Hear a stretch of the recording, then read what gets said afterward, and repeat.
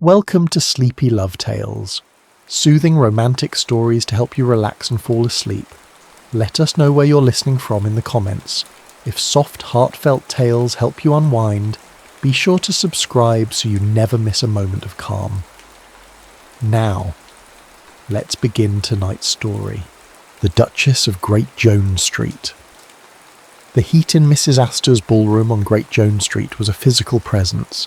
A thick, suffocating blanket woven from the scent of wilting magnolias, expensive French perfume and the collective anxious breath of New York's striving elite. It clung to the damask curtains and rosewood furniture, settled in the folds of silk gowns and beaded on the brows of men whose starched collars had begun to lose their resolve. Julian Ashcroft, however, remained impeccable. He stood near a marble column, a glass of champagne untouched in his hand, his posture a study in calculated ease. Inside, his mind was a whirlwind of strategic calculation. He was a Southerner, a man from Savannah, with a past he kept carefully folded away, armed with little more than a sharp legal mind and a hunger so immense it felt like a hollow ache in his chest. He had come to this city of industry and inherited wealth to conquer it, to carve his name into its stony heart until the whispers of his modest origins were silenced by the roar of his success. Tonight was a battlefield, and every smile, every nod, every carefully chosen word was a move in a campaign he could not afford to lose. He watched the dancers spin under the gaslight chandeliers, a dizzying carousel of jewels and ambition. The rhythm of the waltz was the seductive heartbeat of this world, a world he both coveted and despised. It was a gilded cage, and he was determined to become one of its keepers.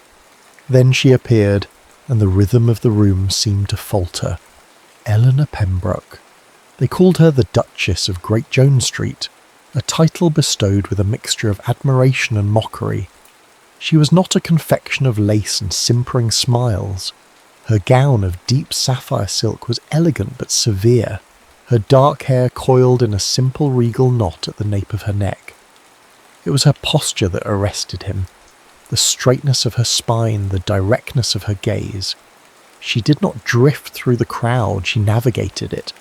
As she passed a knot of gossiping matrons, Julian heard one of them, Mrs. van der Luyden, make a cloying comment about the new railway bonds. Eleanor's response, clear and cool, cut through the humid air. "Indeed, Mrs. van der Luyden. It seems we are now measuring progress by how swiftly we can flee the city we pretend to adore." The matrons blinked, their fans fluttering in confused agitation. Julian felt a smile touch his lips, a genuine one, for the first time that evening. It was a sentiment he had harboured himself, a shard of truth in a mountain of glittering artifice. He felt an immediate magnetic pull, a curiosity that transcended strategy. She moved through this gilded cage as if she owned it, yet her eyes held the weary wisdom of a prisoner, he thought. I came to conquer this world, but in her I see a world I'd rather explore. Emboldened by a reckless impulse that momentarily overrode his caution, he moved toward her. She was examining a painting, a rather sentimental landscape of the Hudson River. Her expression was one of polite indifference. A rather tame depiction of a wild river, wouldn't you agree, Miss Pembroke? He said, his voice a low counterpoint to the music. She turned, and her eyes, the colour of a stormy sea, met his. There was no surprise in them, only assessment. "Mr. Ashcroft, I am surprised to find a man of law so interested in the aesthetics of landscape." "A lawyer must understand the nature of things, Miss Pembroke, both wild and tame." He gave her a slight bow. "The waltz is beginning. May I have the honour?" She hesitated for a beat, her gaze sweeping over him, taking in the perfect cut of his coat, the ambition burning like a low fever in his eyes. He expected a polite refusal. Instead, a flicker of something, challenge perhaps, sparked in her expression. "Very well, Mr. Ashcroft, but I must warn you, I prefer a partner who can lead without stumbling." He led her to the floor, his hand resting on the small of her back, the silk of her gown warm beneath his palm. They moved together with a surprising fluidity, two sets of calculations aligning in perfect time. The dance was a conversation in itself, a physical volley of wit and will. "You are new to our city's particular brand of enthusiasm," she said, her voice a murmur against the swell of the orchestra. "I am a student of it," he replied, guiding her through a turn. "I find it endlessly fascinating." "Do you? Or do you simply find it useful?" The question was a sharp, delicate probe. He was accustomed to the fawning flattery of young women hoping for a proposal, not this intellectual dissection. Usefulness is a form of fascination, he countered, just as beauty can be a form of power. Her eyes flashed. "You speak of ambition, Mr. Ashcroft, but is it your own? Or is it a tune composed by the men who own these houses?" He was so taken aback by her perception that he almost did stumble. She saw him, not the polished facade, but the machinery working beneath it. The scent of crushed gardenias on her wrist filled his senses, a heady, intoxicating fragrance that seemed both wild and refined, much like the woman herself. The waltz ended, leaving them breathless and flush with a tension that was more than just physical exertion. The heat of the room felt more oppressive than ever. "I find myself in need of air," Eleanor said, her fan moving in a sharp, impatient rhythm. "Allow me," Julian said, and without waiting for a response, he guided her through a set of French doors to a secluded balcony. The cool night air was a relief, a sudden baptism after the suffocating heat of the ballroom. Below them, a walled garden lay in shadow, the scent of damp earth and night-blooming jasmine rising to meet them.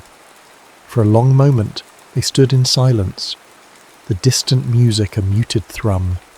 Here, away from the prying eyes and the gilded pretense, their masks began to slip. "You despise it, don't you?" he said, his voice quiet. "This performance." She turned to face him, leaning back against the stone balustrade. The moonlight softened the severity of her features, revealing a vulnerability she kept carefully guarded. "I despise the cage," she corrected. "The bars are gold, the food is plentiful, but the view never changes." She looked at him, her gaze unnervingly direct. "And you, Mr. Ashcroft, what do you truly desire, beyond the approval of men who measure a man's worth by the vintage of his port?" The question disarmed him. No one had ever asked him that. No one had cared to look past the ambition to the man beneath. "I desire a life of substance," he admitted, the words feeling foreign and yet profoundly true on his tongue. "To build something that lasts. To not be forgotten." She nodded slowly, a sad sort of understanding in her eyes. "A legacy. I understand. My legacy is to be a prize, a beautiful object to be acquired and displayed. I would rather be the architect." In that moment, under the vast star-dusted sky, Julian felt a connection so profound it startled him. He saw past the Duchess, past the debutante, to the brilliant, yearning soul trapped within. He saw a partner, a mind that could challenge his own, a spirit that could match his fire. The conquest of New York society suddenly seemed a hollow, tawdry prize compared to the world he glimpsed in her eyes. The game had changed. He no longer wanted to win this world, he wanted to win her. Their courtship could not flourish in the stifling hothouse of Great Jones Street. Society had its rules, its rigid choreographies of calls and chaperoned carriage rides, all conducted under the scrutinizing gaze of 1,000 eyes. A relationship born on a balcony in a moment of shared rebellion required a different soil in which to grow, and so they began to meet in secret. Their world became the quiet, forgotten corners of the city. They found a dusty, sun-drenched bookshop on a cobbled side street, a place that smelled of old paper, leather, and decaying glue. The proprietor, a stooped man with ink-stained fingers, paid them no mind.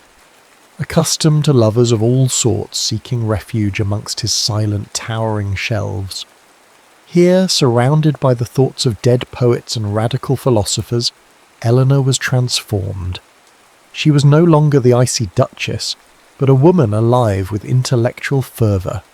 She would pull a volume from a high shelf, her eyes alight, and read a passage aloud, her voice a low, passionate hum that made the hairs on Julian's arm stand on end. He found himself drawn into her world, a world of ideas and treated debate that felt more real, more vital than any of the stilted conversations he endured in the drawing rooms of his patrons. He in turn began to shed his own armour. He spoke to her not of his legal triumphs, but of his fears. He confessed the weight of his family's expectations in Savannah, the genteel poverty he had fled, the gnawing, deep-seated fear of insignificance that drove him with a relentless whip. One cool, misty morning, they met at dawn in a public park. The city was still asleep, the air tasting of damp earth and the coming day. They bought sweet red strawberries from a street vendor, their fingers brushing as he passed her the paper cone. The simple intimacy of the act, the taste of the fruit on his tongue, was more potent than any carefully orchestrated social ritual. He fears being unseen, Eleanor thought, watching him as he stared out over the fog-shrouded pond. It is the same fear I have, only mine is of being seen for the wrong reasons. Perhaps we are two sides of the same tarnished coin. That afternoon Julian found himself drawn back to the bookshop alone. He purchased a slim, controversial volume of poetry by a new radical author, a book no respectable woman would be permitted to own. It was a declaration, a signal that he saw her, the real her, the architect trapped inside the prize. He brought it to her that evening, using the pretext of returning a misplaced glove to gain entrance to her family's grand, silent house.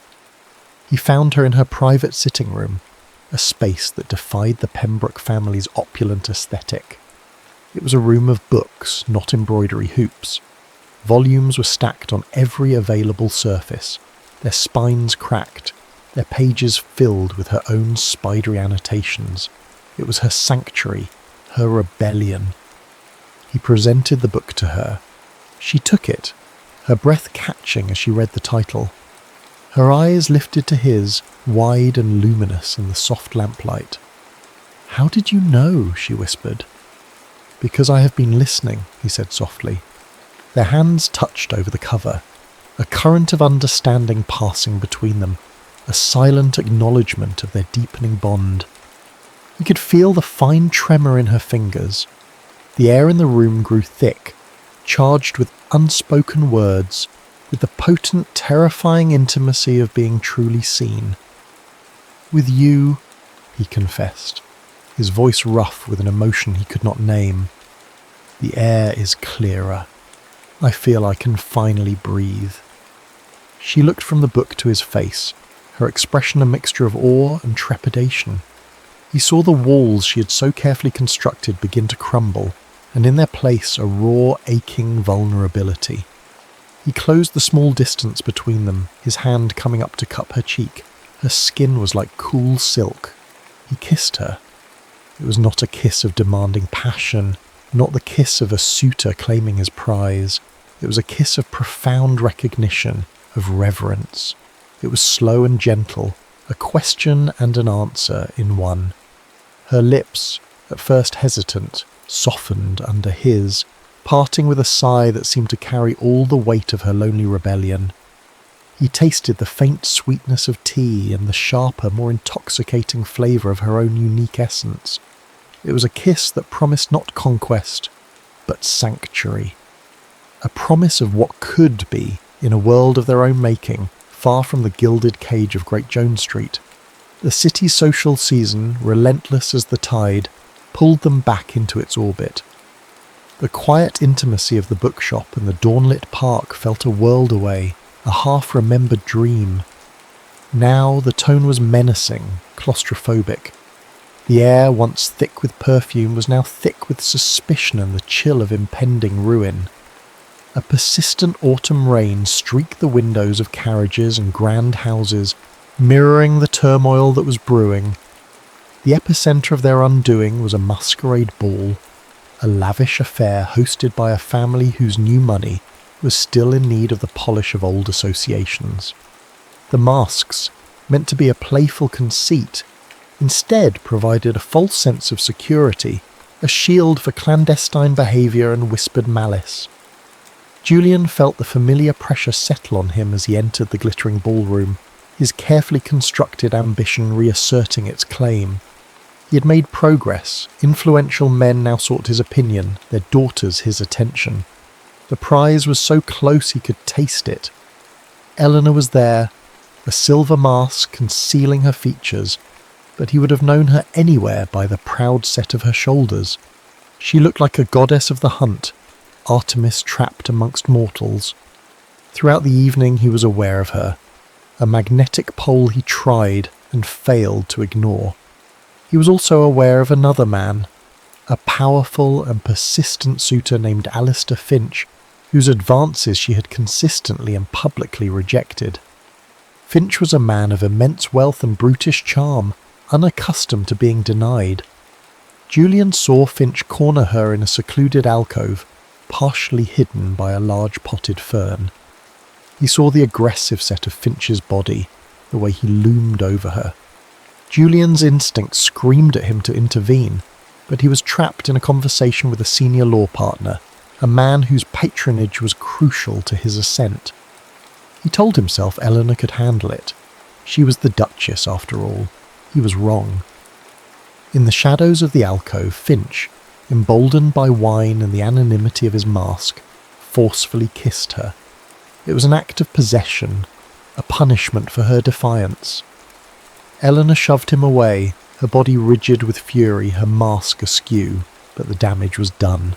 A rival of Eleanor's, a woman of saccharine sweetness and venomous envy, had seen it all.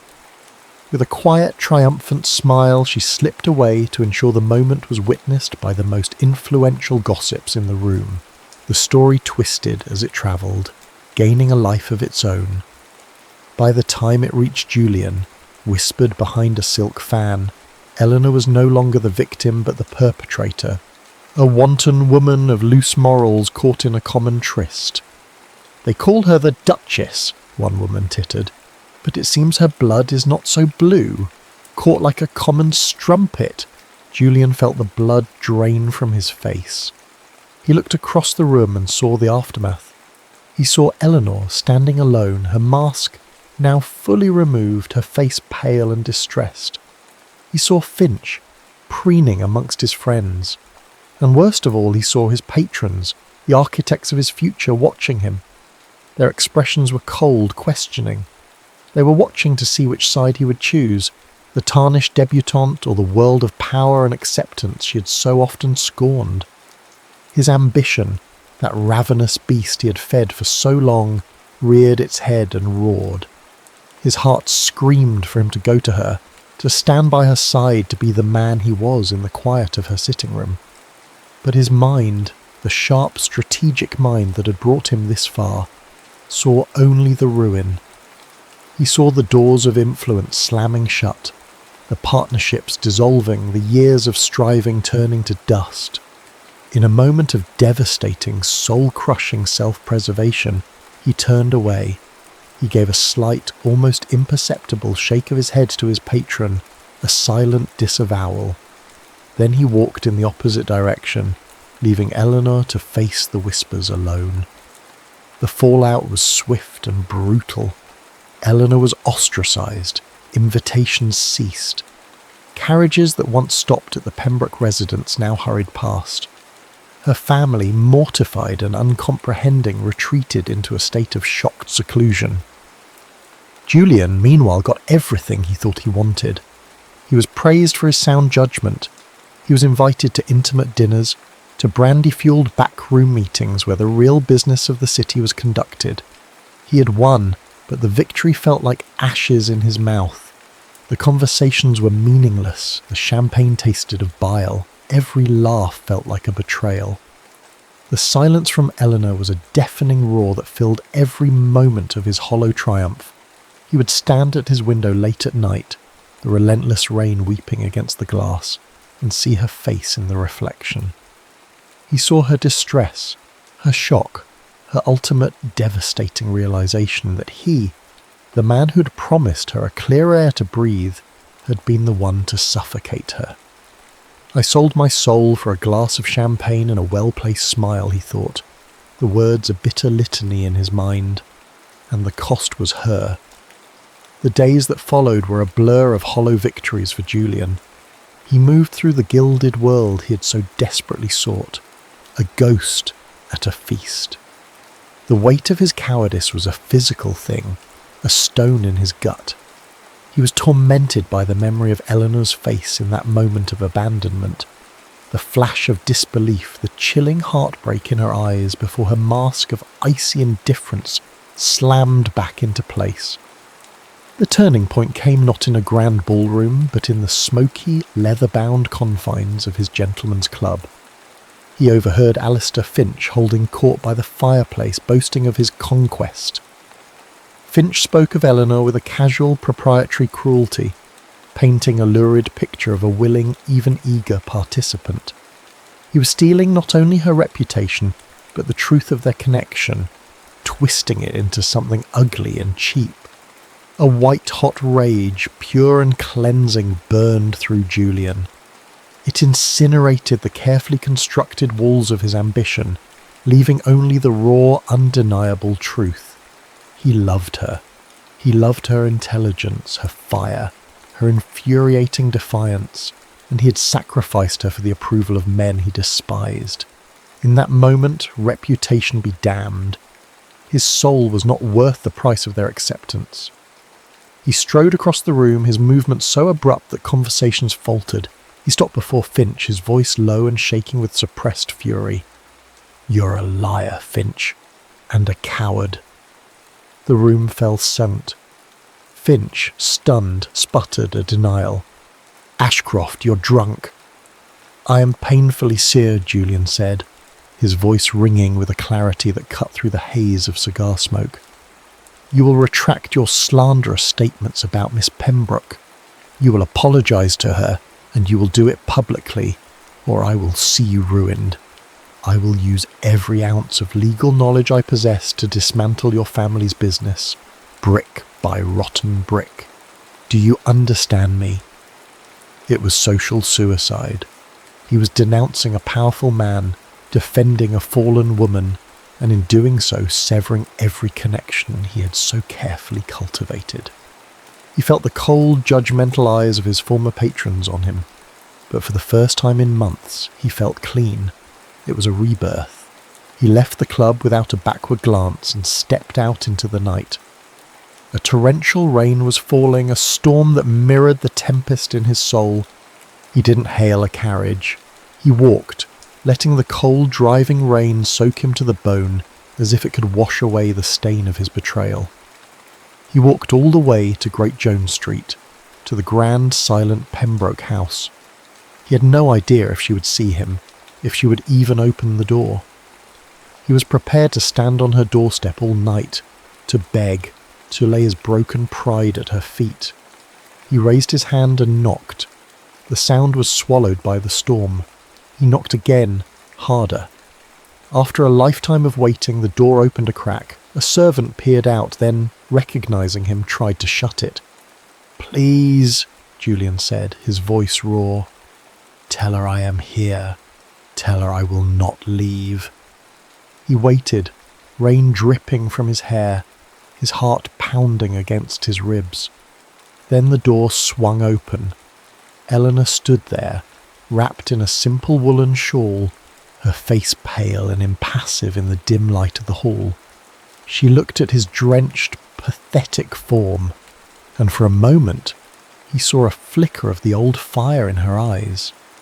"You have a great deal of nerve, Mr. Ashcroft," she said, her voice dangerously quiet.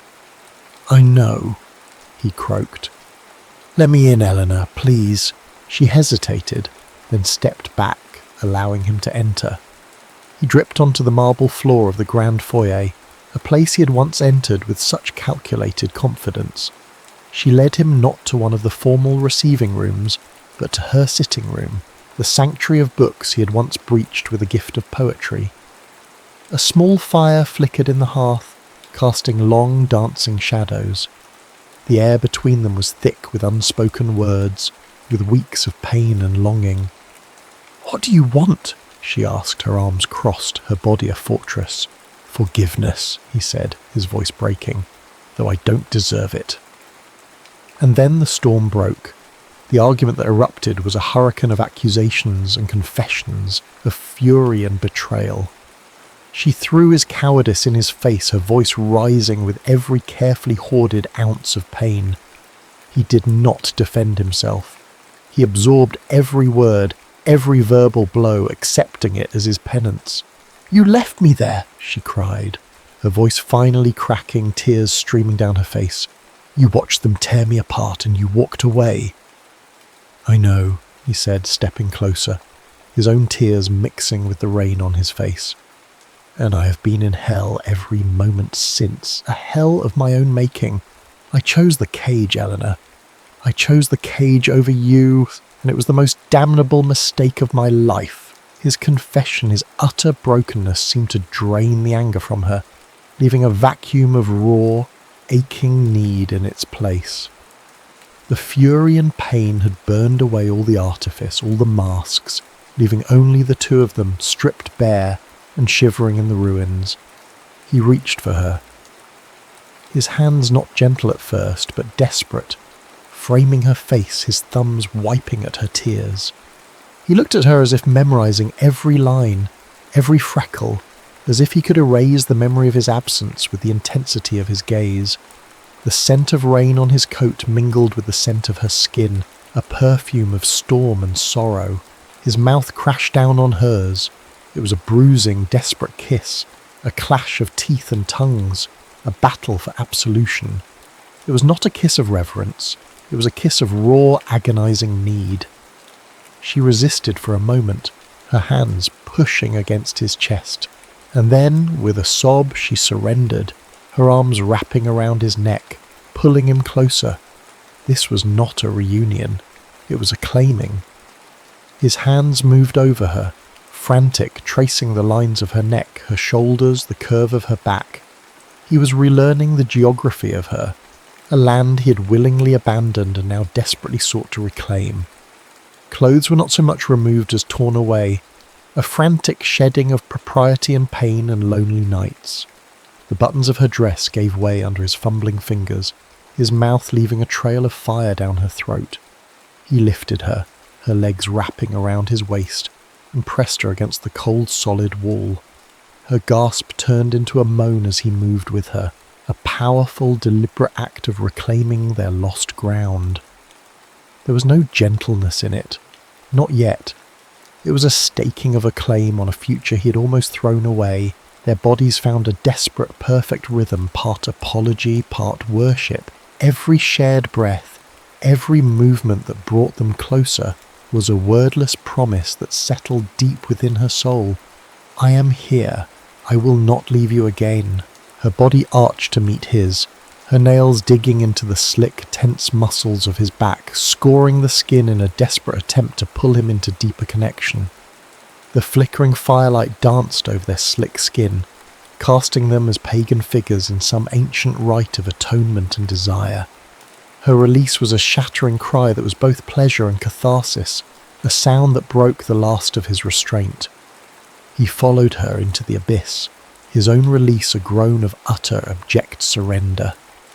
They slid down the wall to the floor, their bodies slick with sweat and rain and tears, their ragged breaths the only sound in the room besides the crackling fire and the dying storm outside. He held her, his heart pounding against hers, the taste of salt from her tears and her skin on his lips. He was home. The gilded cage of Great Jones Street was left behind, a relic of a life they no longer wanted. Julian, having committed social seppuku, found himself liberated. The prestigious connections vanished, but so did the crushing weight of expectation. He rented a small, unassuming office and began taking on cases for those without power or influence, immigrants, labourers, wronged women. He discovered a purpose deeper and more satisfying than the shallow pursuit of status. He found his power not in position, but in principle. Eleanor, free from the suffocating role of the Duchess, bloomed. She shed the last vestiges of her family's disapproval like a heavy cloak and revelled in her new life. She began to write, publishing essays under a male pseudonym that were praised for their sharp wit and radical insight. They rented a small but charming house in a less fashionable but welcoming neighbourhood, a place with a small garden and windows that let in the morning light. They were a team, partners in a life of their own design. Their new reality was built not on social standing, but on shared truths and quiet moments. One evening they hosted a small gathering. The guests were not the city's elite, but a motley collection of artists, writers, thinkers, and a few of Julian's grateful clients. The air buzzed not with gossip, but with passionate debate and easy laughter. It was a quiet declaration of their new values, a society of their own making. One morning they rose before dawn and walked as the city began to wake around them. The air was cool and crisp, tasting of possibility. They stopped on a small bridge overlooking the river, the rising sun painting the sky in hues of rose and gold. Julian took Eleanor's hand. He didn't kneel. He didn't make a grand declaration. He simply looked into her eyes, the stormy sea of them now calm and clear, and slid a simple, unadorned silver ring onto her finger. "This is not a claim," he said, his voice soft but sure. "It is a promise, a symbol of our partnership, of an equal union." She looked at the ring, then back at him, her smile more radiant than any jewel she had ever worn. "I know," she whispered, and kissed him. A sweet, lingering kiss that tasted of the morning and of home. They returned to their sun-drenched bedroom, the light pouring in through the open window, carrying the scent of coffee from the kitchen and the clean linens on their bed. Their lovemaking that morning was not the desperate, stormy passion of their reunion, but something else entirely, a profound, confident intimacy. It was the lovemaking of two people who had seen each other at their absolute worst, and had chosen each other completely, not in spite of their flaws, but because of them. It was imbued with a sense of safety, tenderness, and playful rediscovery. He undressed her slowly, his touch reverent, his gaze full of a love so deep it was almost painful to behold. His hands, which had once been desperate and claiming, were now slow and curious, worshipful. He kissed the curve of her shoulder, the hollow of her throat, the sensitive skin of her inner wrist where her pulse beat a frantic rhythm against his lips. "You're so beautiful," he murmured against her skin, the words a prayer. She, in turn, explored him with a new confidence, her hands tracing the hard planes of his chest, her soft kisses lingering in gratitude. There was no urgency, only a deep, abiding pleasure in the connection itself, a silent conversation of touch and breath. He laid her back against the pillows, the sunlight warming her skin. He began a new exploration, a slow, deliberate journey mapped by his mouth. He traced the line of her collarbone, the gentle slope of her stomach, his breath a warm caress that left a trail of fire in its wake. A shuddering sigh escaped her as his lips followed the curve of her hip, his touch both a question and a promise. Her hands, which had been stroking his hair, now clutched it, her knuckles white. The world began to dissolve. The scent of coffee, the warmth of the sun, the sound of the waking city, it all faded, narrowing to a single perfect point of contact where his mouth met her skin. He moved lower still, to the heart of her, to the very centre of her warmth. And then she was lost. It was a sensory overload that stole her breath and scattered her thoughts. A deep humming current started low in her body, a silent song only he could compose. He worshipped her with a reverence that unmade her, patiently, devotedly, until the slow-building heat became an exquisite torment. Her back arched from the sheets, her head thrown back in a silent, desperate plea. Time ceased to exist. There was only the dizzying, spiralling pleasure he was coaxing from her, a wave of sensation that built and built until she thought she would shatter. When the peak finally came, it was not a cry, but a single, silent, shimmering tremor that shook her to her very soul. It was a wave of pure light and heat that crested and washed through her, leaving her boneless, breathless, and utterly, completely his. He moved up to capture her mouth in a slow, deep kiss, and she could taste herself on his lips, the intimate flavour of their shared devotion. It was the taste of her complete surrender and his absolute adoration, a seal on a promise made and kept. He held her face gently between his hands, his thumbs stroking her cheeks as if she were the most fragile, precious thing in the world. When they parted for a breath, their eyes met, and in his gaze she saw the entirety of their journey, the ballroom, the bookshop, the storm, the ruin, and now this sunlit peace.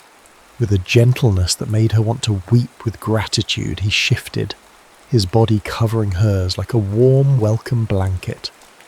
For a long moment he simply held her, their hearts beating in a steady, calming rhythm against each other. There was no urgency, only the profound rightness of being exactly where they belonged. It was not a taking, but a coming home. When their bodies finally joined, it was with a sigh of pure contentment from her, a sense of a lock turning, of a final missing piece of her soul clicking perfectly into place. He moved with her in a slow, languid dance, a timeless and unhurried rhythm that was about rediscovery, not release. His hands never stilled. They were a constant, adoring presence on her skin, stroking her hair from her brow, tracing the curve of her waist, his fingers linking with hers. She arched into him, a silent invitation to explore this new, peaceful country they had found together. The quiet tide of pleasure began to rise in them both, a warmth that started in their joined bodies and spread to the tips of their fingers and toes. It was a slow, shared ascent, climbing together, their gazes locked, their breaths mingling. The pleasure was not a sharp, frantic thing, but a deep, resonant hum that vibrated through every part of them, a chord of perfect harmony.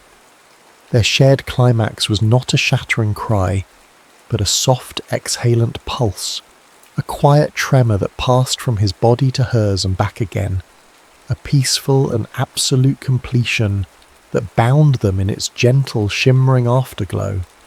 They lay tangled in the sheets for a long time after, the sun on their skin, the sound of the city a distant hum.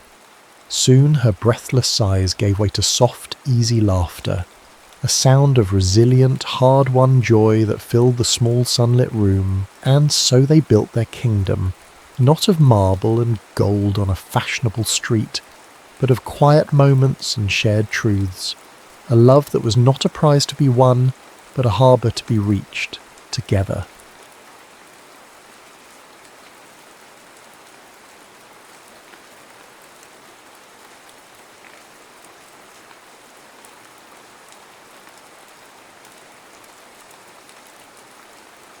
Letters from Miss Benson. Of all the prisons a person might inhabit, the most finely appointed are often the most difficult to escape. For Mrs. Eleanor Benson, the grand London townhouse of the Ashworth family was such a place. It was a cage of damask and polished mahogany, of hushed corridors and the stifling scent of wilting condolence bouquets. Grief, she had learned in the 6 months since her husband's passing, was a public spectacle, and she the star performer. She had sought refuge here at the home of her late husband's cousin, but found only a different stage, one with a more intimate and therefore more discerning audience. The Ashworths were kind in that particular way of the well-mannered wealthy. Their sympathy was a heavy blanket she was expected to wear, no matter how it smothered her. Mrs. Ashworth, a woman whose life was a series of managed expectations, spoke in placid, soothing tones. Mr. Ashworth offered solemn nods and inquiries about her comfort. It was all perfectly correct and perfectly suffocating. Eleanor, at 28, felt herself a curious artifact. A widow. The word itself was an ending, a closing of a book. Her own spirit, which she remembered as a bright and restless thing, felt distant, a memory from someone else's life. She moved through the drawing room, a graceful ghost in morning black, accepting tea and platitudes, her smile a carefully constructed artifice. Another drawing room, another set of sympathetic yet curious faces, she thought, her fingers tightening around her teacup. Will I ever find a corner of the world where I can simply be? It was during one of these ritual afternoon teas that she first truly saw him. Thomas Ashworth, the family's only son, had been a peripheral figure for the first week of her stay, a rustle of paper from the library, a brief formal nod at dinner. Home from his studies at Cambridge for the summer, he seemed to exist in a different orbit from the rest of his family, one governed by the silent pull of books and contemplation. He entered the drawing room that day with the reluctant air of a man summoned from a more interesting world. He was younger than her, perhaps by 5 or 6 years, with a scholar's slight stoop and hair the colour of dark honey that fell across his brow as if he'd just run a hand through it in thought. But it was his eyes that held her. They were a deep, serious grey, and when they met hers for a fleeting moment, she saw not the pity she had grown so weary of, but a quiet, assessing intelligence, a flicker of something that looked like understanding. "Mrs. Benson," he said, his voice softer than she'd expected. "I trust you are finding your stay tolerable." It was an odd choice of word, not comfortable, not pleasant, but tolerable. It was the most honest sentiment anyone had offered her since her arrival. A small, genuine smile touched her lips. "It is, thank you, Mr. Ashworth. Your family has been most gracious." Their conversation was brief, a polite exchange about the weather and the merits of a new exhibition, yet it was imbued with an unspoken quality. He did not treat her like a fragile object, but like a mind.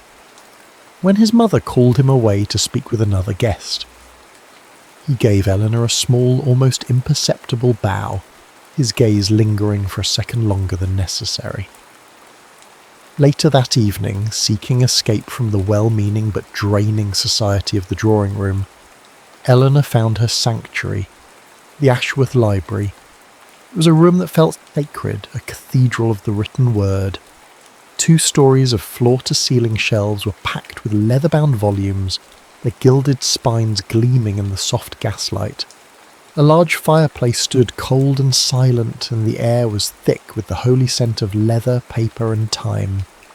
The grandfather clock in the corner ticked with a slow, sonorous rhythm, a heartbeat for the quiet house. Here she could breathe. Here she was not Mrs. Benson, the widow, but simply Eleanor, a reader. She ran her fingers along the spines, a familiar comfort. On a reading table near the window, a volume of Keats lay open.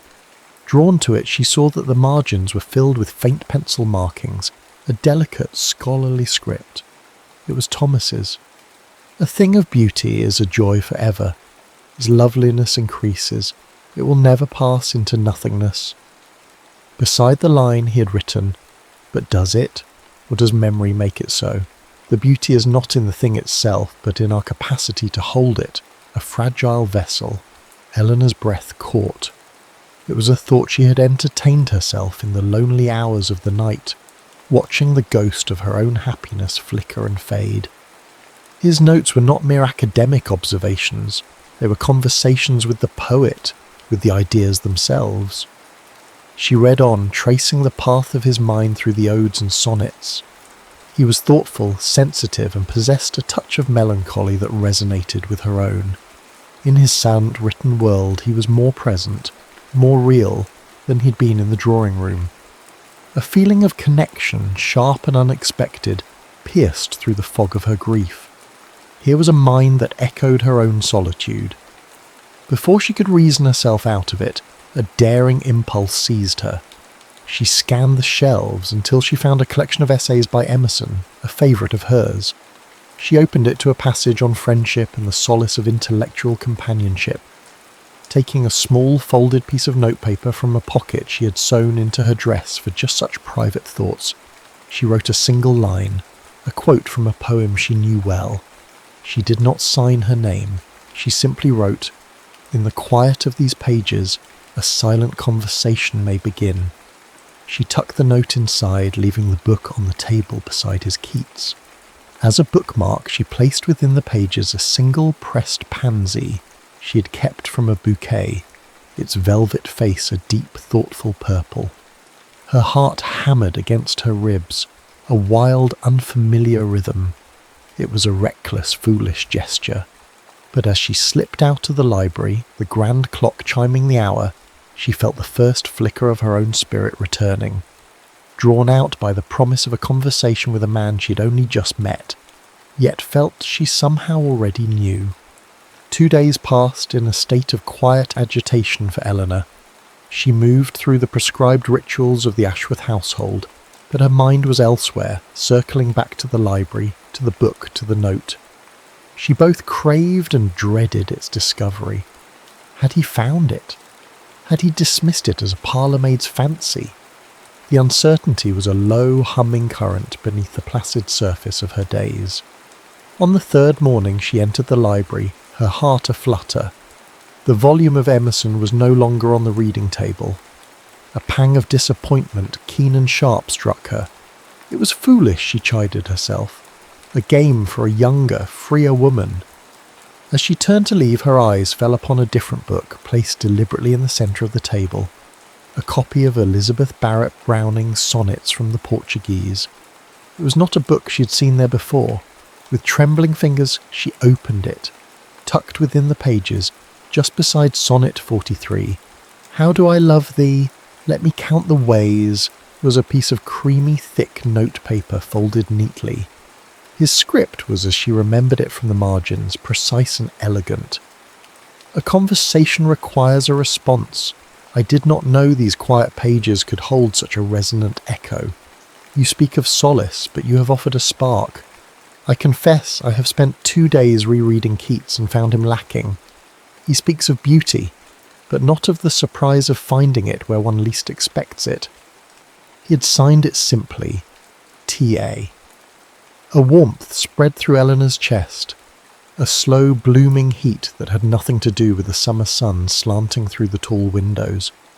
He had understood. He had not only understood, he had answered. That day, a clandestine correspondence was born.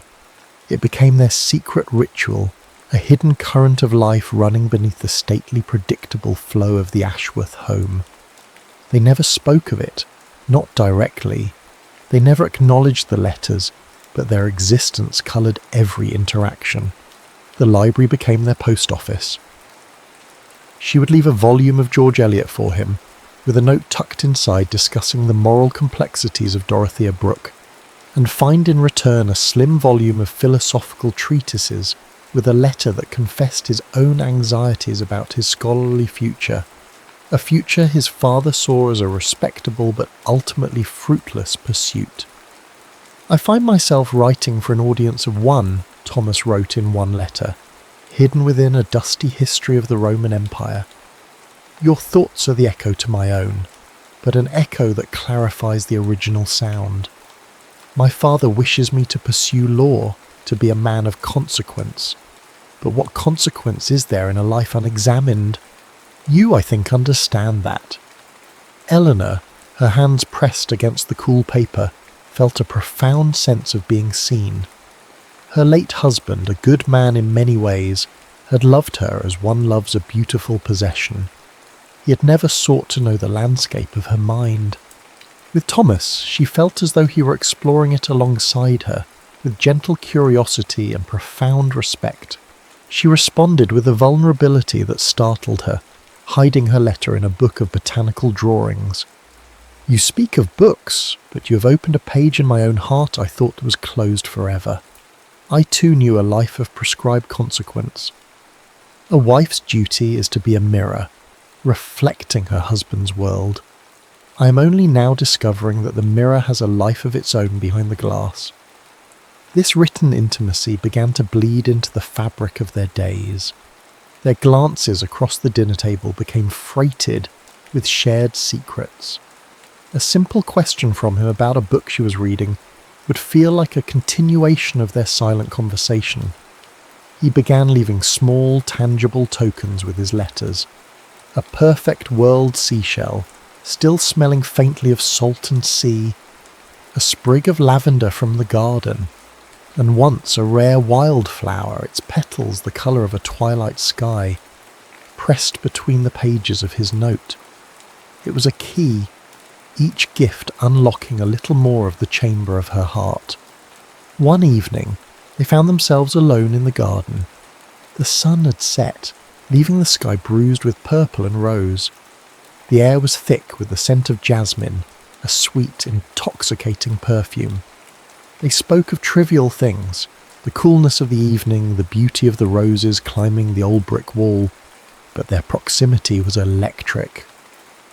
"The garden seems to thrive under your attention, Mrs. Benson," Thomas said softly, his gaze on a white rose she had been tending. "Things need care to bloom, I suppose," she replied, her voice barely a whisper. She was acutely aware of the space between them, a space that felt both vast and easily conquerable. He took a half step closer, and the world seemed to shrink to the scent of jasmine and the sound of his breathing. From the house, Mrs. Ashworth's voice called her son's name. The moment shattered. Thomas stiffened, a flicker of frustration crossing his features before being smoothed away into his usual reserved expression. "Your mother calls," Eleanor said, her voice regaining its composure. He nodded, but his eyes held hers. "Until our next conversation," he murmured. The words meant only for her. As he walked back toward the house, Eleanor remained by the roses, her hand touching a velvety petal. She had seen her own effect on him, and it was a heady, terrifying thing. Mrs. Ashworth's knowing, slightly concerned gaze had not gone unnoticed in recent days. "I believe our Thomas is quite taken with Mrs. Benson," she had remarked to her husband, her tone light as if dismissing a trifle. "It's a summer fancy, I'm sure." But Eleanor knew with a certainty that both thrilled and frightened her, that what was growing between them in the quiet of the library and the twilight of the garden was no mere fancy. It was a fragile, beautiful, and profoundly dangerous thing. The fragile world Eleanor and Thomas had built in the quiet corners of the Ashworth house was not meant for the harsh glare of London society. The blow, when it came, was delivered with the precision of a surgeon's knife, bloodless but deeply wounding. It came from the lips of Mrs. Ashworth's visiting sister, Lady Danbury, a woman whose pronouncements carried the weight of established opinion and whose eyes missed nothing. The occasion was a grand ball, a suffocating crush of silk, perfume, and forced pleasantries. The ballroom was over-warm, the air thick with the scent of wilting gardenias and human proximity. Eleanor felt a prisoner in her formal morning gown, its subtle grey silk a constant reminder of her status. She had been dancing with a dry, elderly baronet when she saw Thomas across the room, his gaze finding hers over the heads of the crowd. A small, secret smile played on her lips before she caught herself. It was then that she overheard it. Lady Danbury, standing near a potted palm, spoke to Mrs. Ashworth in a hushed, carrying whisper that was designed to be heard. "Helen, you must be careful," she said, her fan gesturing subtly toward Eleanor. "Mrs. Benson is a lovely creature, of course, but her position is delicate. To encourage such a close friendship with young Thomas is most unwise. A widow must be doubly careful of her reputation, especially with a young man of good family, and so many years her junior. People will talk." The word struck Eleanor with physical force. It was as if the music had stopped. The glittering chandeliers had dimmed. A widow, her reputation, his future.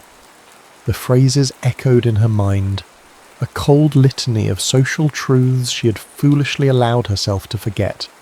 She saw their connection as the world would see it, a grieving, vulnerable widow preying upon an impressionable young man, a scandal that would tarnish the Ashworth name and more devastatingly ruin Thomas's prospects. A chill seeped into her bones, colder than any winter wind. She excused herself from the baronet and retreated to a less crowded alcove, her hand pressed against the cold marble of the fireplace mantel to steady herself. The beauty of their letters, the purity of their shared understanding, it all felt naive now, a child's game played too close to a cliff's edge. I cannot be the cause of his ruin, she thought, a wave of panic washing over her. This beautiful, fragile thing we have built must be dismantled before it is destroyed by the world. From that night on, she built a wall around her heart, brick by painful brick. She stopped going to the library late at night. She no longer left letters or sought out his books. When a new volume of poetry appeared on the reading table, a single perfect rose pressed within its pages, she forced herself to ignore it. The book lay there for days, a silent, heartbreaking accusation. In person, she became a stranger. She was polite, cool, and distant, her eyes sliding past his as if he were part of the furniture. She filled her days with Mrs. Ashworth, offering to help with correspondence or charity work, creating a constant, impenetrable buffer of activity. Thomas's confusion was a palpable thing. It radiated from him across the dinner table, in the hallways, in the garden she now avoided. She saw the hurt in his eyes, the bewildered questions he could not ask. He tried to corner her once in the morning room, his face etched with pain. "Mrs. Benson, Eleanor," he began, his voice low and urgent.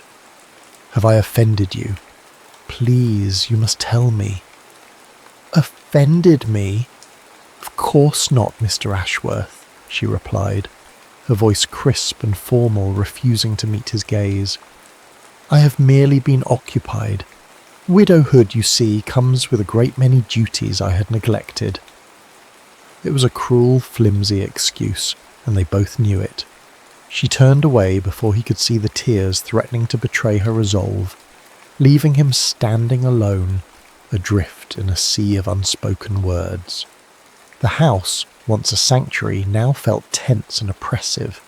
The air was thick with what was not being said. Eleanor felt as if she was slowly suffocating. One evening, unable to bear the confines of her room, she slipped down to the library, needing one last look at their shared space. There, in her favourite volume of Emerson, she found it. A final desperate letter. The paper felt heavy in her hand, as if weighted with his sorrow. Have I imagined it all? Was our silent conversation a mere fiction of my own heart? I feel as though a light has been extinguished, and I do not know who put it out, or why. I would have sooner cut out my own tongue than say a word to cause you pain. Tell me, I beg of you, what I have done. If this is to be the end, then at least grant me the mercy of knowing my crime." She sank into a chair, the letter clutched in her hand, and finally let the tears fall.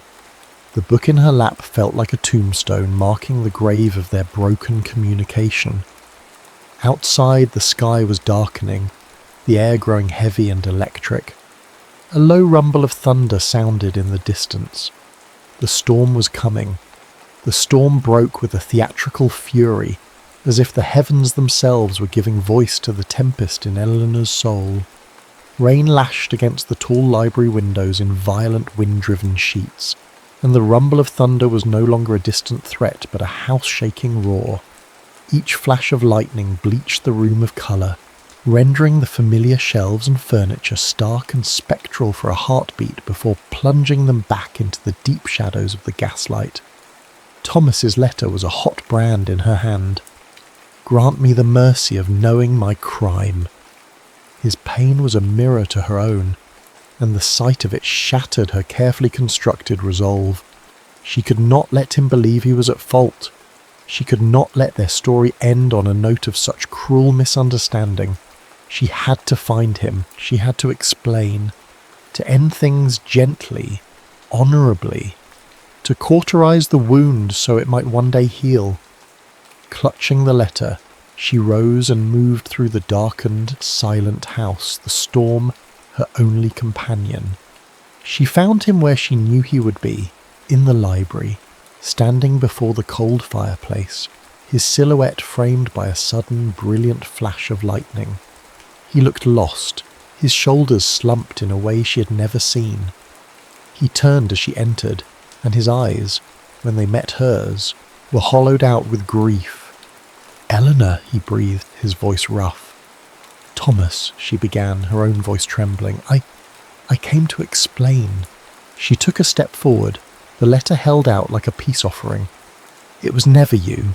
You did nothing wrong. It is me. It is my situation, the world." Her words faltered.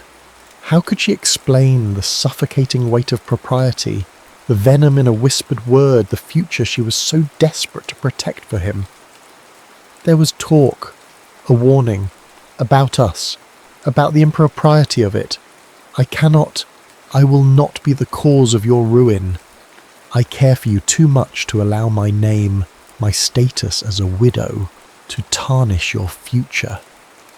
He stared at her, the confusion in his face slowly melting away, replaced by a dawning, incredulous understanding. And then something else. Not relief, not yet, but a fierce, burning light. "Ruin," he said, his voice low and intense. He closed the distance between them in 2 long strides, his presence overwhelming in the charged air.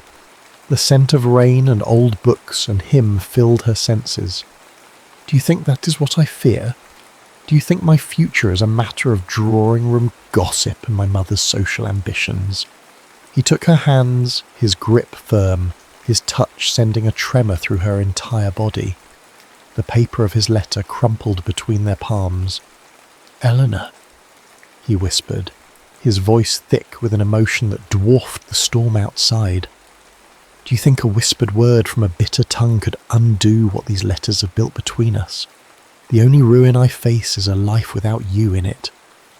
He drew her closer, his gaze searching hers, his grey eyes blazing with a certainty that stole her breath. And then he kissed her. It was not a gentle kiss. It was a kiss of starving need and profound, desperate relief. It was the culmination of every hidden letter, every stolen glance, every unspoken word. It spoke of lonely nights and a longing so deep it had become a physical ache. It was a claiming, a confrontation, a surrender. His mouth moved on hers with an urgency that swept away all her fear, all her careful reasoning, leaving only the raw, undeniable truth of their connection. A sound, half gasp, half moan, escaped her throat, and she returned his kiss with a fervour that surprised her, her hands tangling in his thick hair, pulling him impossibly closer. The press of his body against hers was a revelation, a solid, living answer to the ghostly ache of her loneliness. This was not a fiction of the heart. This was real, flesh and bone, warmth and breath. His hands moved from her waist to her back, tracing the delicate shape of her spine through the thin silk of her dress, drawing shivers that left her breathless. He broke the kiss only to press his forehead against hers, their breath mingling in ragged sighs. "Don't leave me again," he murmured against her lips. "Don't ever leave me in that sense." "I won't," she breathed, the promise sealed as his mouth found hers once more. He kissed her like he was breathing her in, each brush of his mouth deepening the ache in her chest. When their bodies pressed together, it was fire and fragility all at once, a dance of need and tenderness, where every sigh seemed to carry a lifetime of longing. The storm raged on, a wild symphony for their silent, passionate reckoning, but within the hallowed walls of the library, the only world that existed was the one they held in their arms. The storm passed as dawn approached, leaving the world washed clean and quiet. The library, which had been the theatre of their tumultuous reunion, was now filled with the soft grey light of a new day. The air smelled of rain-soaked earth from the open window and the comforting scent of old paper. They had talked through the night, their voices low and earnest, sitting not in the formal chairs but on the thick rug before the cold hearth, like two conspirators who had finally won their war.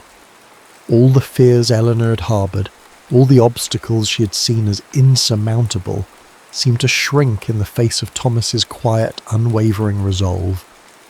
"They will not approve," she had said, tracing the pattern on the rug. "Your family, society. My family loves me, and they will learn to love the woman I love.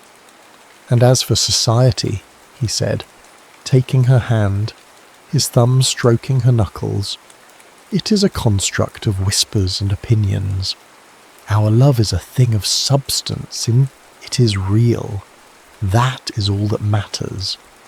He laid out his plan with a simple, unshakable logic. He would return to Cambridge to finish his final term. It was a promise to his father he felt he must keep. But he would not be swayed from his path. He would not pursue law. He would become a scholar, a writer, perhaps, and he would build a life, their life, not on the foundations of wealth and expectation, but on the bedrock of shared intellect and mutual love. "And you?" he asked, his voice gentle. "Can you be brave enough to wait for me?" Eleanor looked at him, at his earnest face illuminated by the dawn, and felt a profound sense of peace settle deep in her soul. The ghost of the grieving widow had vanished, replaced by the woman she was meant to be. "Yes," she said, her voice clear and strong. "I can be brave." A few weeks later, the day of her departure arrived. The summer was waning, a touch of autumn crispness in the air, mirroring the bitter-sweet reality of their separation. She was not leaving as she had arrived, a refugee seeking shelter, but as a woman with a secret, hopeful future. Before the carriage was called, they met one last time in the garden. The ground was still damp from the storm, and the world seemed to sparkle in the early morning light. The roses she had tended were in full, glorious bloom. He took her in his arms, and their kiss was different now. The desperate hunger of their first embrace had softened into something deeper, more sure. It was a kiss full of the promise of a future, a quiet communion that spoke volumes. He held her face in his hands, his thumbs stroking her cheeks, as if memorizing her features. "This is not an ending," he said softly, his grey eyes full of a tender light, "but the true beginning." He kissed her eyelids, her temples, her lips, each touch a silent vow. She clung to him, breathing in his scent, committing this moment to the part of her heart that would keep it safe until his return. It was a quiet, profound intimacy that needed no words, a physical and emotional pact sealed in the clean morning air. Her farewell to the Ashworths was polite and composed. Mrs. Ashworth expressed her hope that Eleanor had found some measure of peace. Eleanor smiled, a genuine, radiant smile. "I have found more than that," she said, her words holding a truth only she and Thomas understood. As she settled into the carriage, she looked back at the grand house. It was no longer a prison, but simply a place, a chapter in her story, and she knew, with an unshakable certainty, that the next chapter was waiting to be written. Later that day, Thomas went to the library. The room felt empty without her, but a new feeling pervaded the space. Not loss, but anticipation. On the reading table, where their secret correspondence had begun, lay a single volume of Emerson. It was open to the familiar page on friendship, but her note was gone. In its place was a single pressed wildflower, the one he'd given her, with petals the colour of a twilight sky. Beneath it on the page, in her elegant, familiar script, were 3 simple words: "I will wait." And so, a love that had been nurtured in the margins of books and the secrecy of whispered letters, finally found the courage to write its own story. Not in ink and paper, but in the hopeful, steady beating of 2 hearts, waiting for their own new chapter to begin.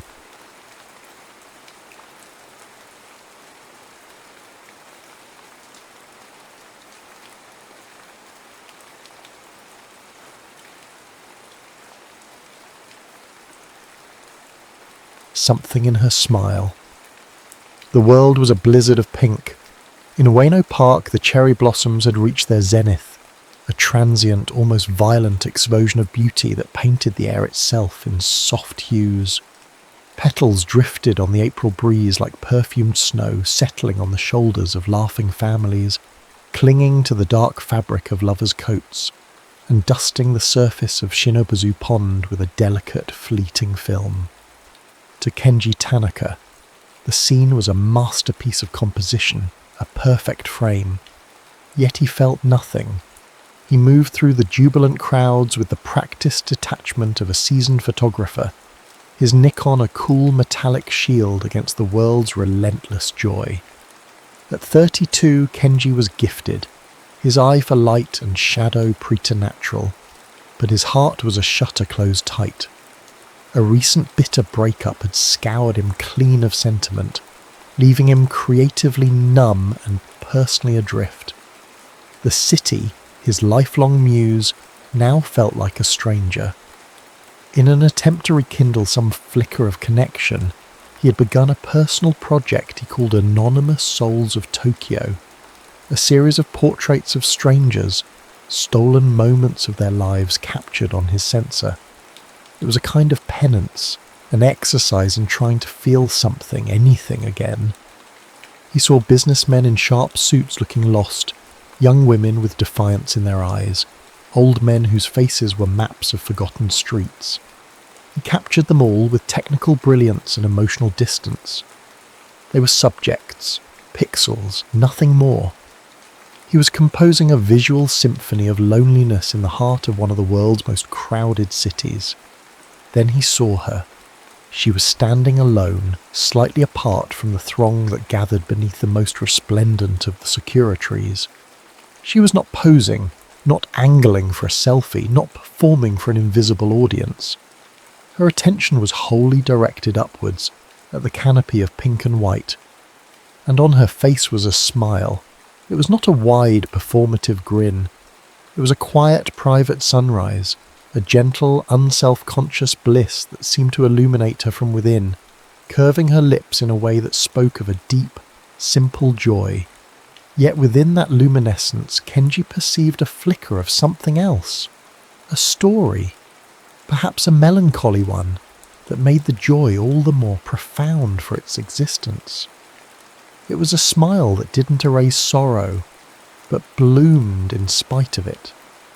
His photographer's instincts, the only part of him that still felt alive, took over. The world dissolved into a shallow depth of field, the laughing crowds blurring into a soft, impressionistic backdrop. Only she remained sharp, clear, essential. He raised his camera, the long lens bringing her closer, making the moment impossibly intimate. He adjusted the aperture, his fingers moving with a forgotten grace. He was no longer a documentarian, he was a witness. He pressed the shutter. The quiet, mechanical click was an obscene intrusion, a sound that both immortalized the moment and shattered it. As if she had heard the tiny sound across the expanse of the park, her smile faltered. It did not vanish, but it retreated, the light pulling back from her eyes. She sensed the observation, the theft of her private peace. Her gaze dropped from the blossoms, and for a half-second it swept vaguely in his direction. There was no recognition, only the instinct of a person pulling a curtain closed. Before Kenji could even think to lower his camera, to offer an apologetic bow, to try and form a single word, she turned. With a quiet fluidity, she merged with the stream of people flowing toward the station, her dark hair a disappearing comma in a sentence he desperately wanted to finish. He took a step forward, then another, his heart beginning a strange, unfamiliar rhythm in his chest. But she was gone. The crowd, a moment ago a mere backdrop, was now an impenetrable wall. He was left standing with the cooling metal of his camera in his hand, and an image burned not only onto its memory card, but into the very architecture of his mind. Back in the sterile quiet of his apartment, the city lights beginning to prick the darkening sky, he uploaded the day's work. Face after face filled the screen. Anonymous. empty. Then hers. The image glowed. The smile was even more potent in stillness, captured in perfect high-resolution detail. It held a universe of feeling. He zoomed in, studying the curve of her lips, the slight crinkle at the corners of her eyes. It was a face that felt both ancient and new, a paradox of quiet contentment and unspoken longing. "Who are you?" he muttered to the silent room, the words tasting strange on his tongue. He had asked this of his city, of his subjects, of himself for months, but this time the question was not rhetorical, it was a plea. He leaned back in his chair, the glow of the screen illuminating his own stark expression. He had captured hundreds of faces for his project, anonymous souls, but this one was different. It didn't feel like he had captured a soul, it felt like one had captured him. He ran a hand through his hair, a knot of frustration and a strange, terrifying hope tightening in his gut. Another face, he thought, the words hollow. Another story I'll never know. But his own internal voice betrayed him, a softer, more honest whisper rising from the depths. But this one feels like a story I was meant to read. The soft pastels of spring bled into the electric, humid vibrancy of a Tokyo summer. The cherry blossoms were a distant memory, replaced by the relentless green of new leaves and the oppressive weight of the air. For Kenji, the changing seasons did little to alter his internal landscape. He was living in a state of suspended animation, a quiet, persistent ache that had a name and a face but no address. His apartment, minimalist space of concrete walls and polished wood floors in Nakamaguro, had become his monastery. By day it was a studio where he worked with a renewed but hollow vigour. By night it was a shrine. The city lights would paint shifting geometric patterns on his walls, but the only light he truly saw was the one emanating from the 27-inch monitor on his desk. On it, always, was the photo of the woman from the park. Unable to shake the image, and with a sense of fatalism he didn't understand, he had posted the photograph on his professional blog a few weeks after taking it. He hadn't used her face for his Anonymous Souls project. It felt too personal, too sacred for that somber collection. He had simply created a new post, uploaded the single image, and, after a long moment of deliberation, typed a caption, "Something in her smile." The internet, in its mysterious and voracious way, took notice. The image struck a chord. It was shared on Twitter, reblogged on Tumblr, posted on Instagram with heartfelt captions about finding joy in small moments. It became a symbol of fleeting beauty, of unposed authenticity in a curated world. News aggregators picked it up. Art blogs wrote short glowing pieces about the unknown photographer who had captured the Mona Lisa of the Sakura season. The photograph went viral.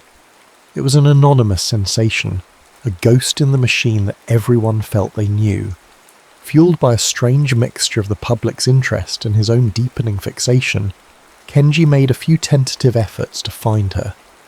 He revisited Ueno Park on weekends, his camera hanging uselessly at his side. He would stand by the same tree, now heavy with green leaves, and watch the faces in the crowd. A fool's errand in a city of 13 million.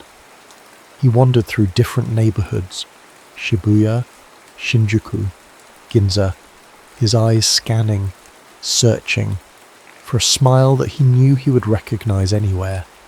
But Tokyo was a vast, indifferent ocean, and he was a man chasing a phantom. His search was always half-hearted, crippled by a paralyzing fear. What would he even say if he found her? "I stole a moment of your life and it made me famous?" The thought made his stomach clench. Professionally, his life transformed. The viral photo acted as the world's most effective business card. Commissions poured in, portraits for magazines, ad campaigns for brands that wanted to capture that same authentic feeling. He was lauded, celebrated, and better paid than he had ever been. Yet the success felt like a cruel joke. Every compliment, every new contract was a stark reminder of the woman he couldn't find, the source of his fortune to whom he could offer no thanks, no apology. The success was a frame, and the picture inside it was missing. He started to see her smile everywhere, in the turn of a stranger's head on the subway, in the soft light hitting a cafe window, in the brief, happy expression of a child. The world had become a gallery of her echoes. His ex-girlfriend, a pragmatic art dealer, had always mocked his sentimental streak. Photography is a business, Kenji, not a religion, she'd said during their final scalding argument. To spite her memory, or perhaps to feed the new tender part of himself that was stirring to life, he started doing something he hadn't done in years. He started reading poetry. He wandered the book-filled alleys of Jimbocho and bought slim volumes of translated verses, Rilke, Neruda, the stark haikus of Basho. He found a strange solace in the words of others who had known this same quiet, consuming longing. The words gave shape to the ache in his chest. One evening, his friend Haruki, a graphic designer with a sharp wit and a kinder heart than he let on, came over with beer and takeout. He found Kenji staring at the glowing screen, the famous photo illuminating his friend's haunted face. Haruki sighed, setting the plastic bags on the low table. "You're famous because of a ghost man," he said, his voice gentle.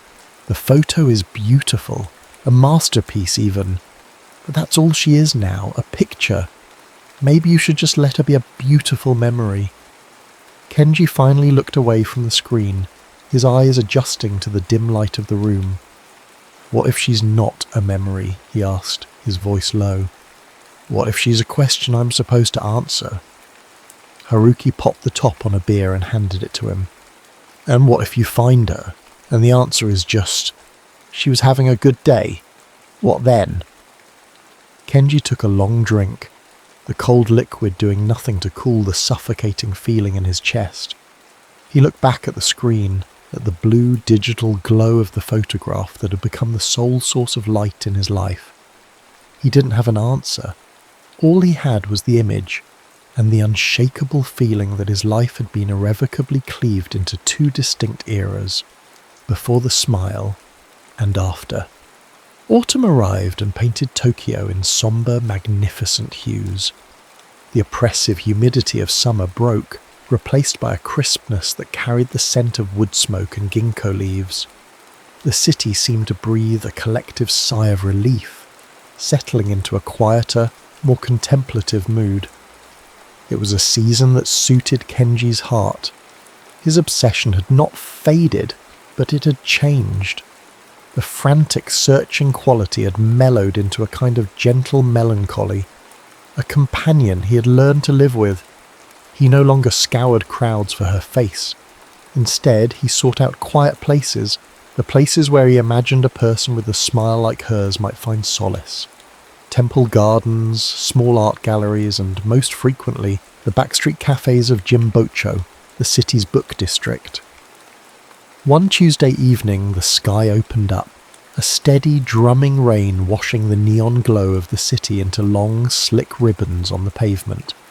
Kenji found himself in a small, intimate poetry cafe, a place called the Gilded Age.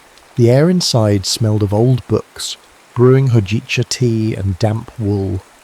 It was a haven, a world apart. He was there to listen, to feel something other than the familiar ache of his own longing. He was not searching. He took a small table in the corner, nursing a cup of tea, and let the atmosphere envelop him. A young woman with short dyed blue hair stood at the front reading her work from a crumpled notebook. Her voice was soft but clear, her poems about the transient beauty of cicada shells and the loneliness of vending machine lights. A fleeting stillness, she read, like the pause between raindrops, a moment of grace before the world rushes in again.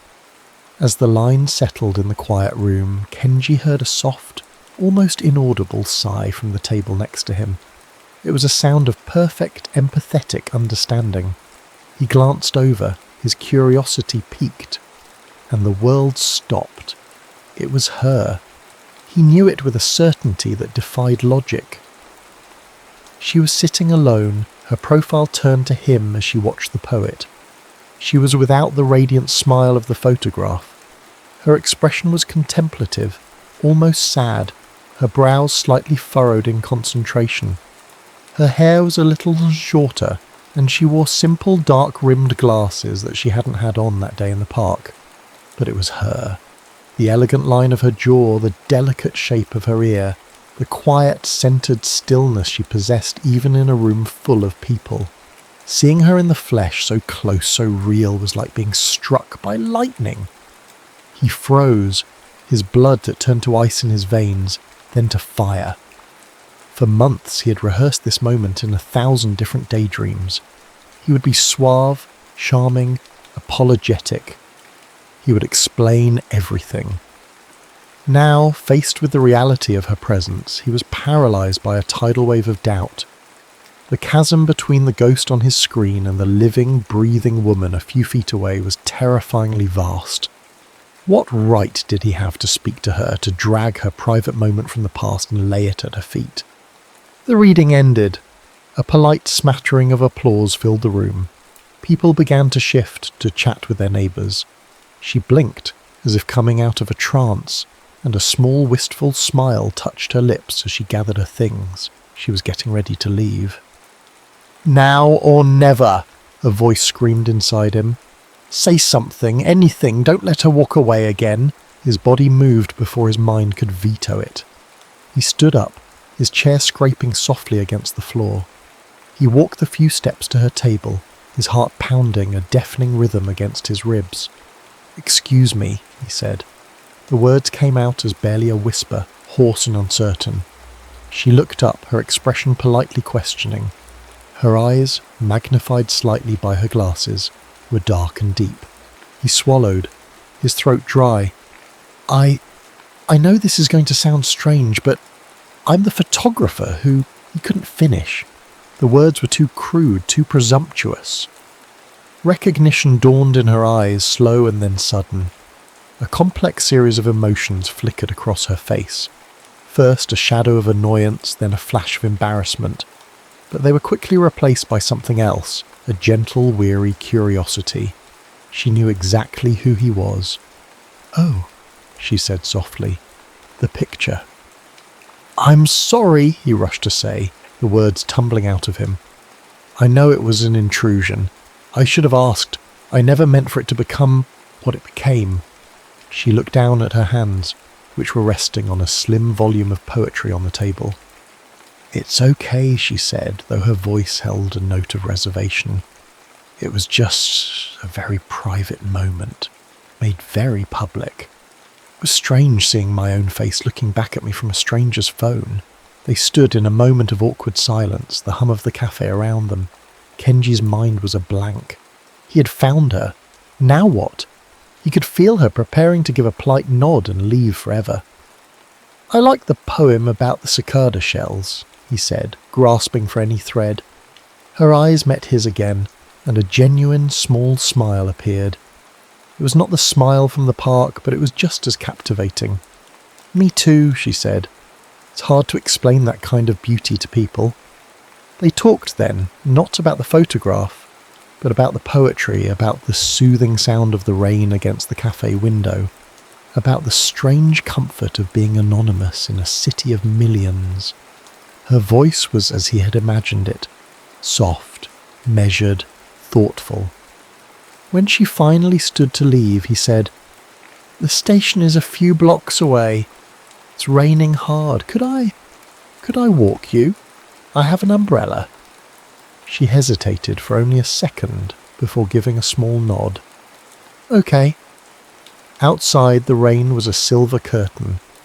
He opened his large black umbrella, and she stepped under it, the space suddenly intimate and charged. Their shoulders brushed as they walked. He was acutely aware of the warmth of her arm next to his, the scent of her hair, a faint mix of rain and something clean, like soap. They walked in silence, the rhythm of their footsteps and the drumming of the rain on the taut fabric above them the only sounds. It was a shared silence, not an empty one.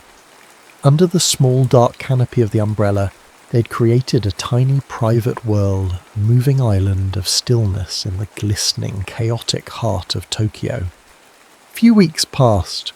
The crispness of late autumn began to sharpen into the distinct chill of impending winter. Their meetings, which had started with the shared umbrella, had become a quiet, steady rhythm in the cadence of their lives.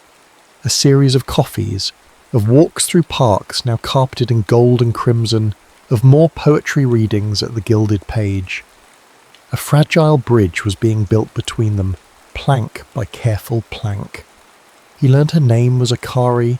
He learned she was a librarian at a small university, a custodian of stories. He learned she cared for her aging, widowed father, a life of quiet duty that she spoke of with love and a faint, uncomplaining weariness. He learned that her smile in the park had been a rare, stolen moment of escape, a deep breath taken in the midst of a life that demanded so much of her. He never once asked to photograph her again. He was afraid to turn her back into a subject, to put the lens between them once more. One chilly Saturday, after a long walk, he found the courage to ask her back to his apartment. "I'd like to show you my other work," he said, his voice betraying a nervousness he couldn't hide. The real work, the Anonymous Souls collection. He needed her to see the rest of him, the part that existed before and beyond her famous smile. He needed her to see the man who'd been searching for connection in the faces of strangers long before he found hers. She agreed with a quiet nod.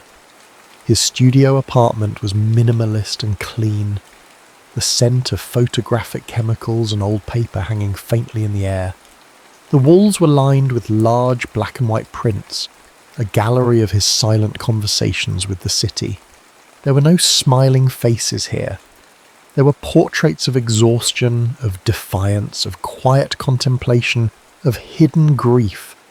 Each one was rendered with a stark, empathetic honesty. Akari moved through the space with a reverence that soothed his thrumming nerves.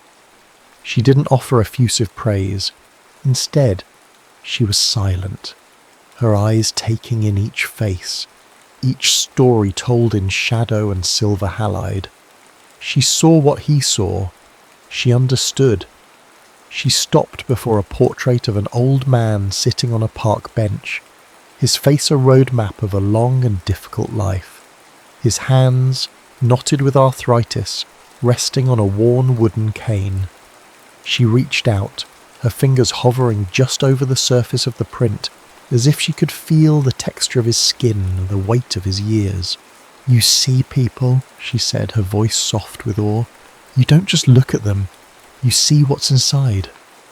Her words landed in his chest like a revelation. In that moment, watching her see his work, really see it, he understood the utter foolishness of his long quest.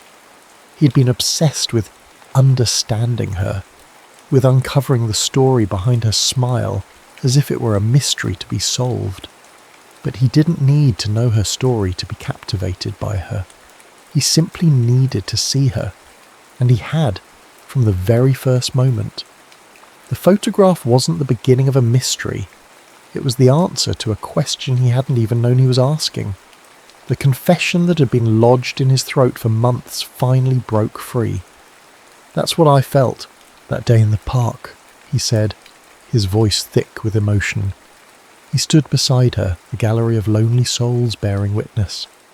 "I felt like I could see everything right in that one moment. And it wasn't about fame or a viral photo, it was about feeling something real for the first time in a very long time. That picture, it didn't change my career, it changed me." The confession hung in the air between them, raw and vulnerable. She turned from the photograph to face him, her dark eyes searching his. The space between them was electric, filled with everything that had been left unsaid over coffees and rainy walks. She stepped closer, closing the small distance. She raised a hand, and her touch on his cheek was tentative, a question. It was not the spark of sudden passion, but the slow, inevitable drawing together of two celestial bodies that had been in each other's orbit for months. He didn't move to kiss her. He didn't dare. He simply stood there, letting the warmth of her palm seep into his skin, a feeling of profound homecoming. He responded not with hunger, but with a deep, shuddering sigh of relief, as if a great weight he hadn't known he was carrying had finally been lifted from his shoulders. Then she leaned in and pressed her lips to his. He kissed her, like he was breathing her in after a lifetime of holding his breath. It was a kiss of gratitude, of recognition. Each gentle brush of his mouth against hers seemed to deepen the ache in his chest, transforming it from something painful into a resonant, beautiful longing. His hands, acting of their own accord, came up to trace the delicate line of her back, the movement drawing shivers from her that left them both breathless. When their bodies pressed together, it was fire and fragility all at once, dance of need and tenderness, of silent questions and resounding answers. There was no rush to undress, no fumbling with clothes. This was not about that. It was about the astonishing discovery of being held, of being seen.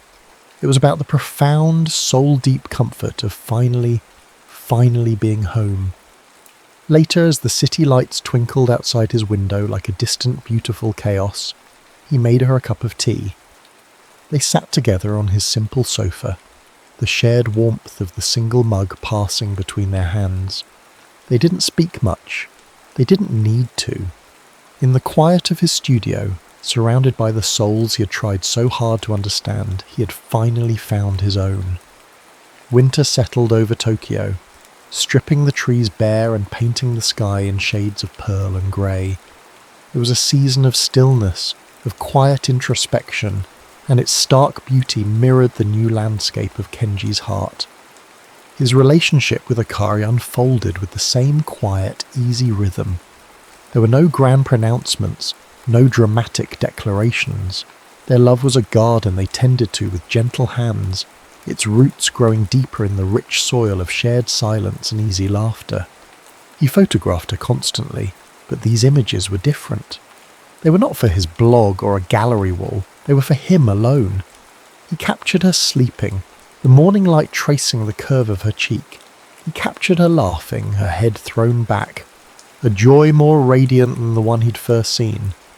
He captured her reading in his armchair, lost in a world of words, her glasses perched on her nose.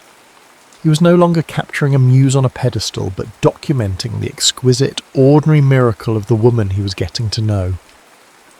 One afternoon, Akari was at his apartment reading while he worked at his computer. She looked over and noticed something was different. "You took it down," she said, her voice soft. Kenji swiveled in his chair.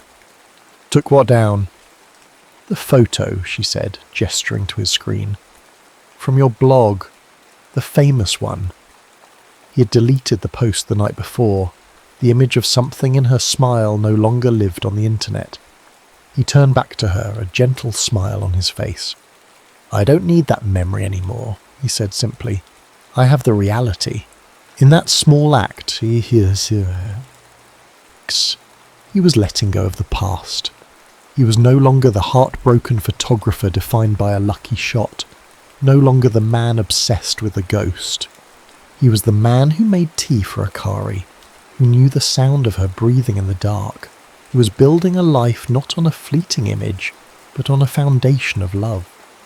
A week later, he accompanied her to visit her father. They took the train to a quiet suburb, the city giving way to smaller houses with neat gardens. Her father was a frail but sharp-witted man who spent his days tending to his bonsai trees. He greeted Kenji with a polite, appraising eye, but as he watched his daughter's easy happiness, the way she would glance at Kenji and share a silent, secret smile, the old man's expression softened. It was a simple afternoon of tea and conversation, but the act of being there, of being accepted into the quiet fabric of her life, was a commitment more profound than any spoken vow. Later that day, they walked through a traditional Japanese garden near her father's house. The air was still and cold, their breath pluming in front of them. The maples were bare, their branches stark, beautiful lines drawn against the grey sky. Ponds, still as glass, reflected the quiet heavens. He stopped on a small arched bridge and simply looked at her. Her cheeks were pink from the cold, her dark eyes bright. A stray lock of hair had escaped her scarf. She was the most beautiful thing he had ever seen. He felt a love for her so immense, so complete, it was a physical presence in his chest. He didn't need to say the words, she saw it in his eyes. She saw it in the way he piled at her. A smile that was all his own, but one that she had taught him how to find again. That night, back in the warm sanctuary of his apartment, the chill of the winter garden still clinging to their coats, they moved with the quiet, graceful accord of two people who no longer needed words to speak. He helped her out of her heavy wool coat, his fingers brushing the nape of her neck where the cold had kissed her skin. A shiver, not from the cold, traced its way down her spine. The world outside was a monochrome painting of stark branches and a sky the colour of polished steel, but here inside the air was soft and warm, smelling of the genmaicha tea he was already preparing. The ritual was its own form of intimacy. The pouring of hot water, the rising steam, the way their fingers brushed as he passed her, the simple handleless cup. They sat not on the sofa, but on the floor by the low table, the heat from the cups warming their hands. Akari had changed into one of his own white oversized shirts after a bath, the cotton soft against her skin, the sleeves rolled up to her elbows. The top few buttons were undone, revealing the elegant column of her throat and the delicate hollow of her collarbone. It was an image of profound domesticity and startling eroticism. She was wearing his life, making it her own.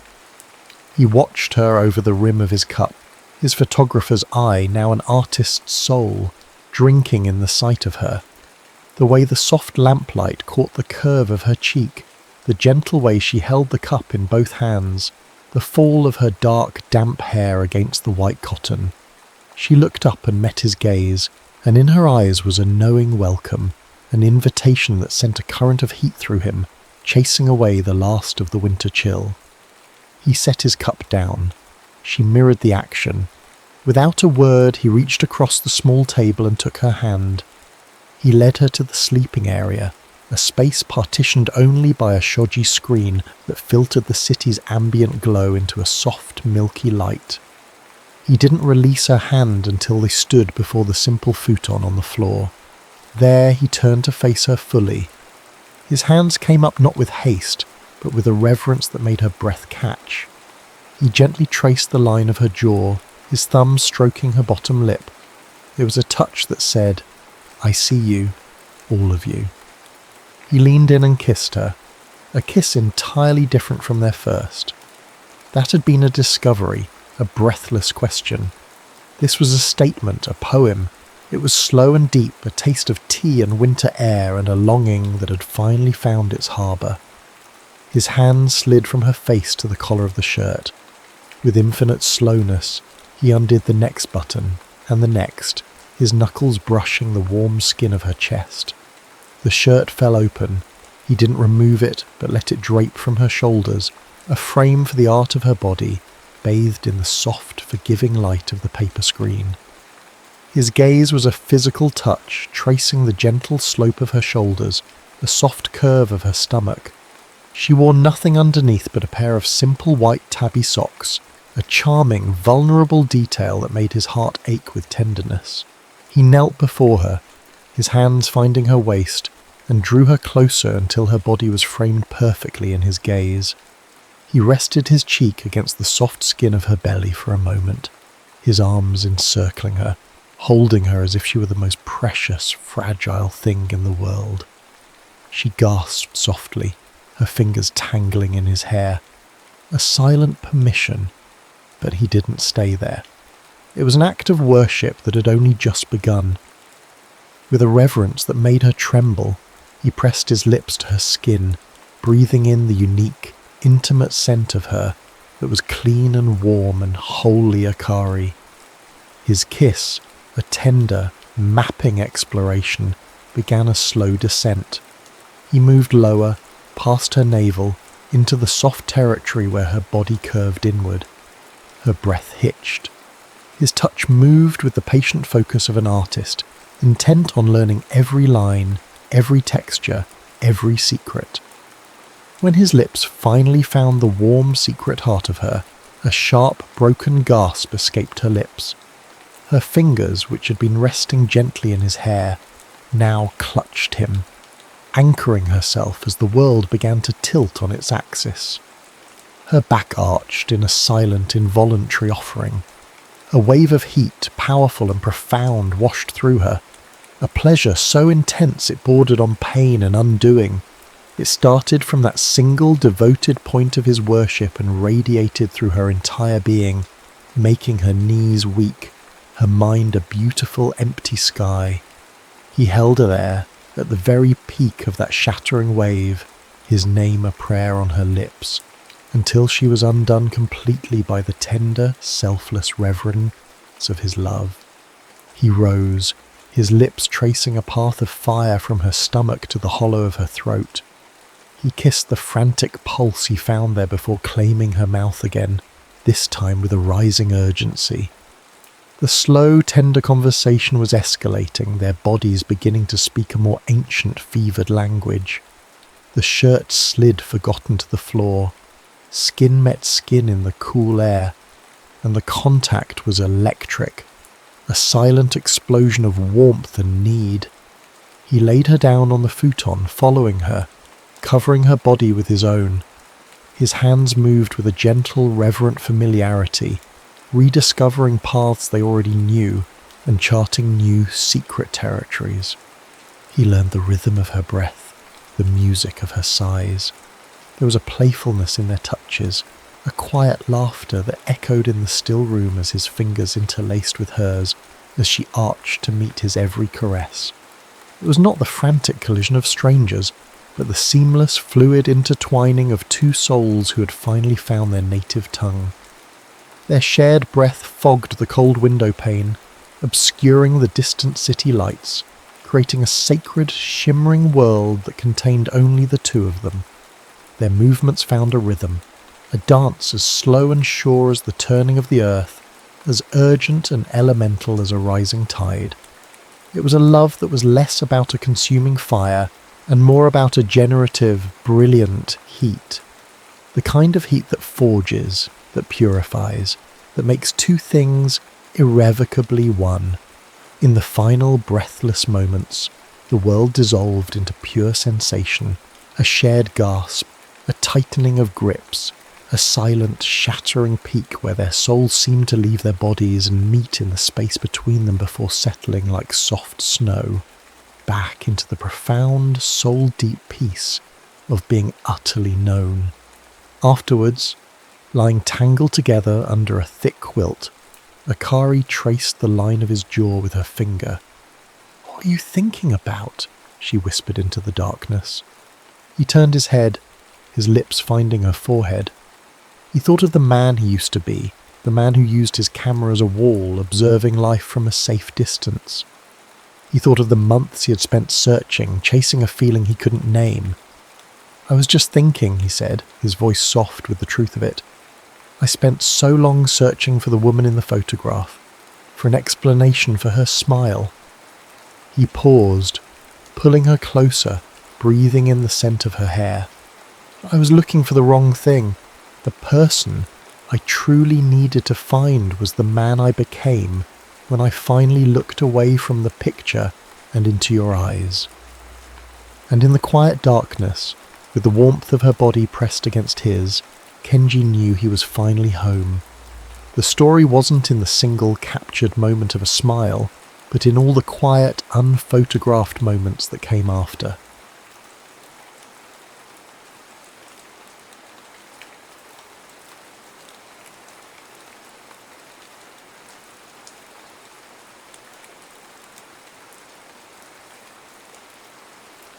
The last pass of the Nightingale.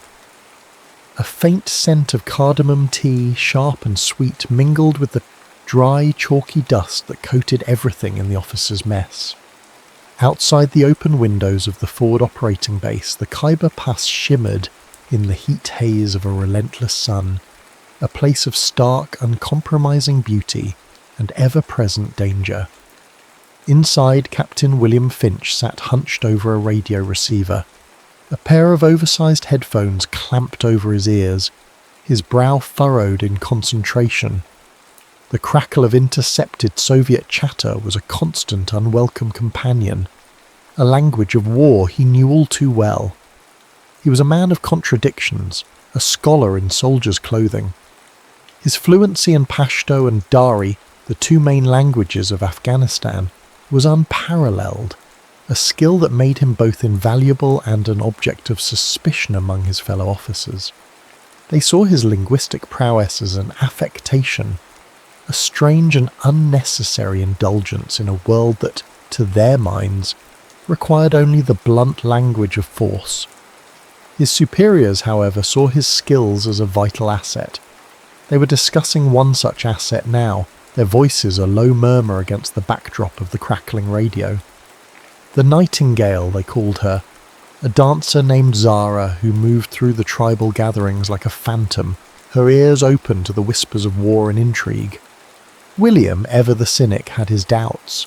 He'd seen too many informants turn, too many assets become liabilities. He trusted in maps and munitions, not in whispers and shadows. They called her the Nightingale, he would later write in his journal. I saw only a hawk in borrowed feathers, every gesture a calculation, every glance a weighing of worth. My job was to protect an asset, not to be enchanted by the performance. His cynicism was to be tested. Intelligence, fresh from the clandestine networks that crisscrossed the war-torn landscape, revealed that Zara's cover had been blown. A radical faction, their ferocity matched only by their piety, had put a price on her head. William, with his unique linguistic skills, was the only man for the job.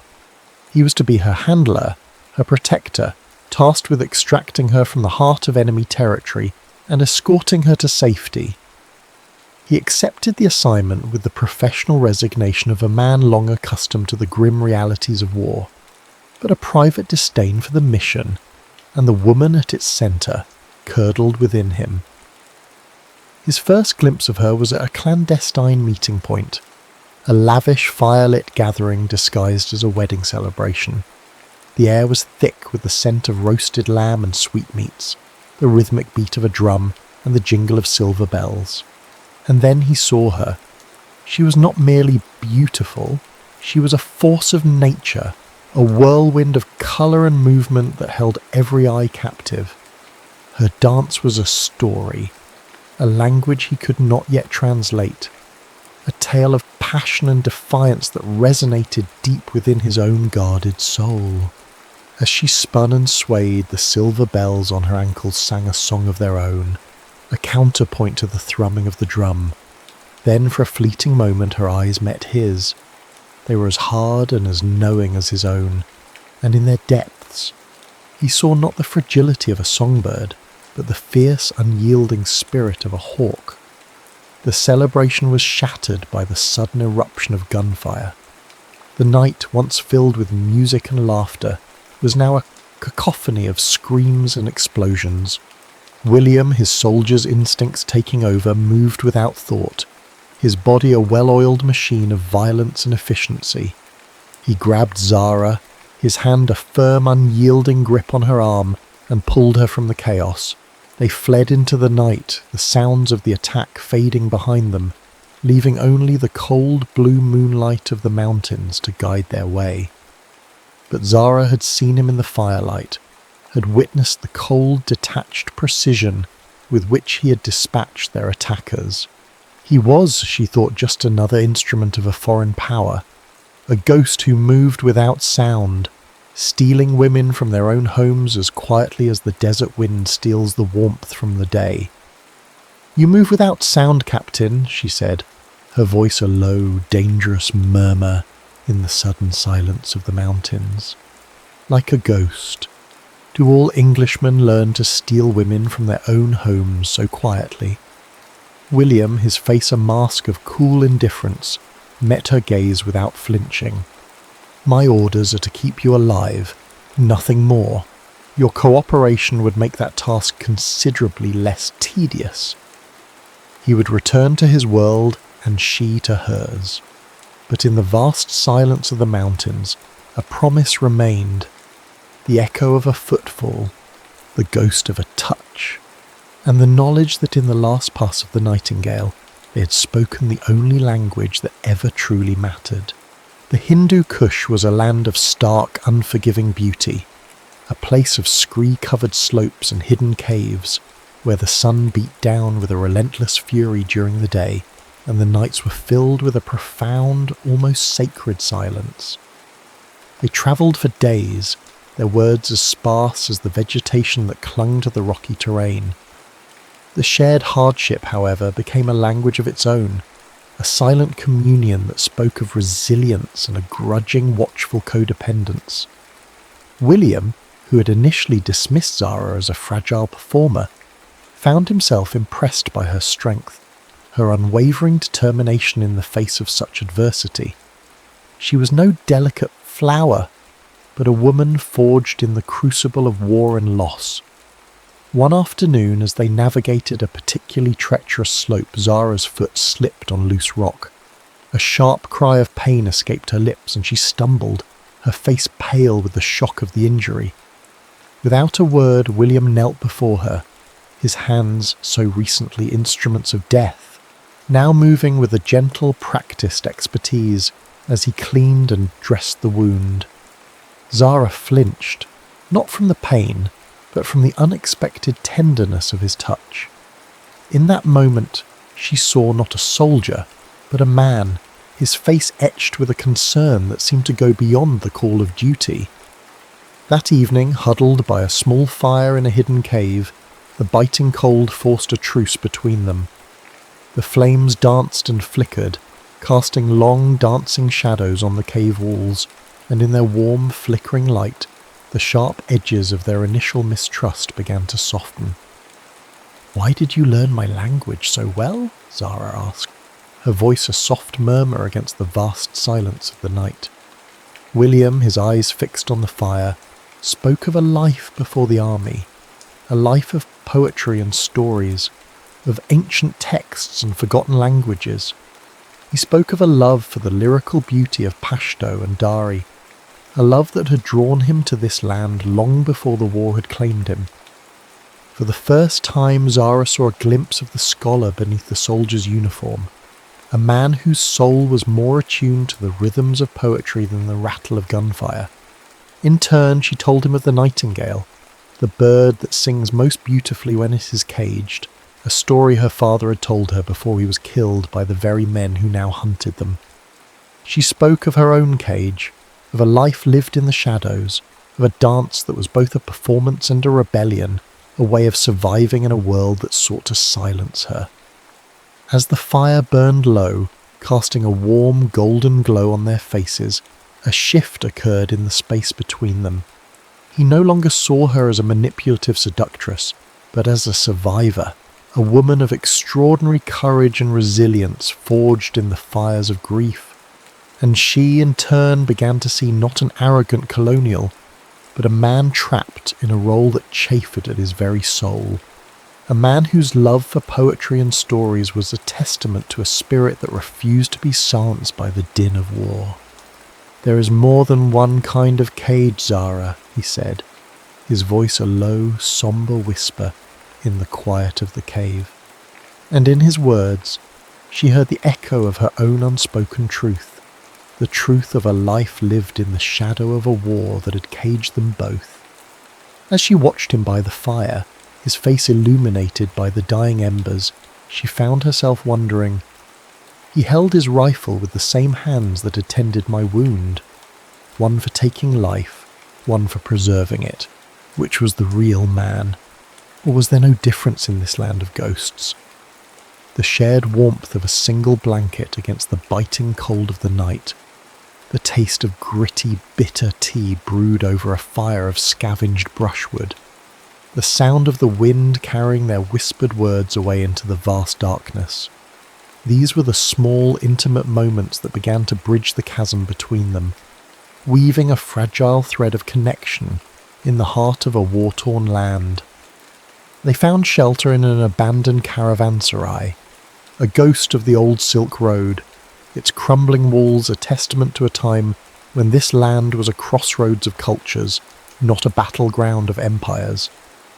A storm was brewing, the sky a bruised and angry purple, and the air was thick with a tense, claustrophobic silence that mirrored the growing storm between them.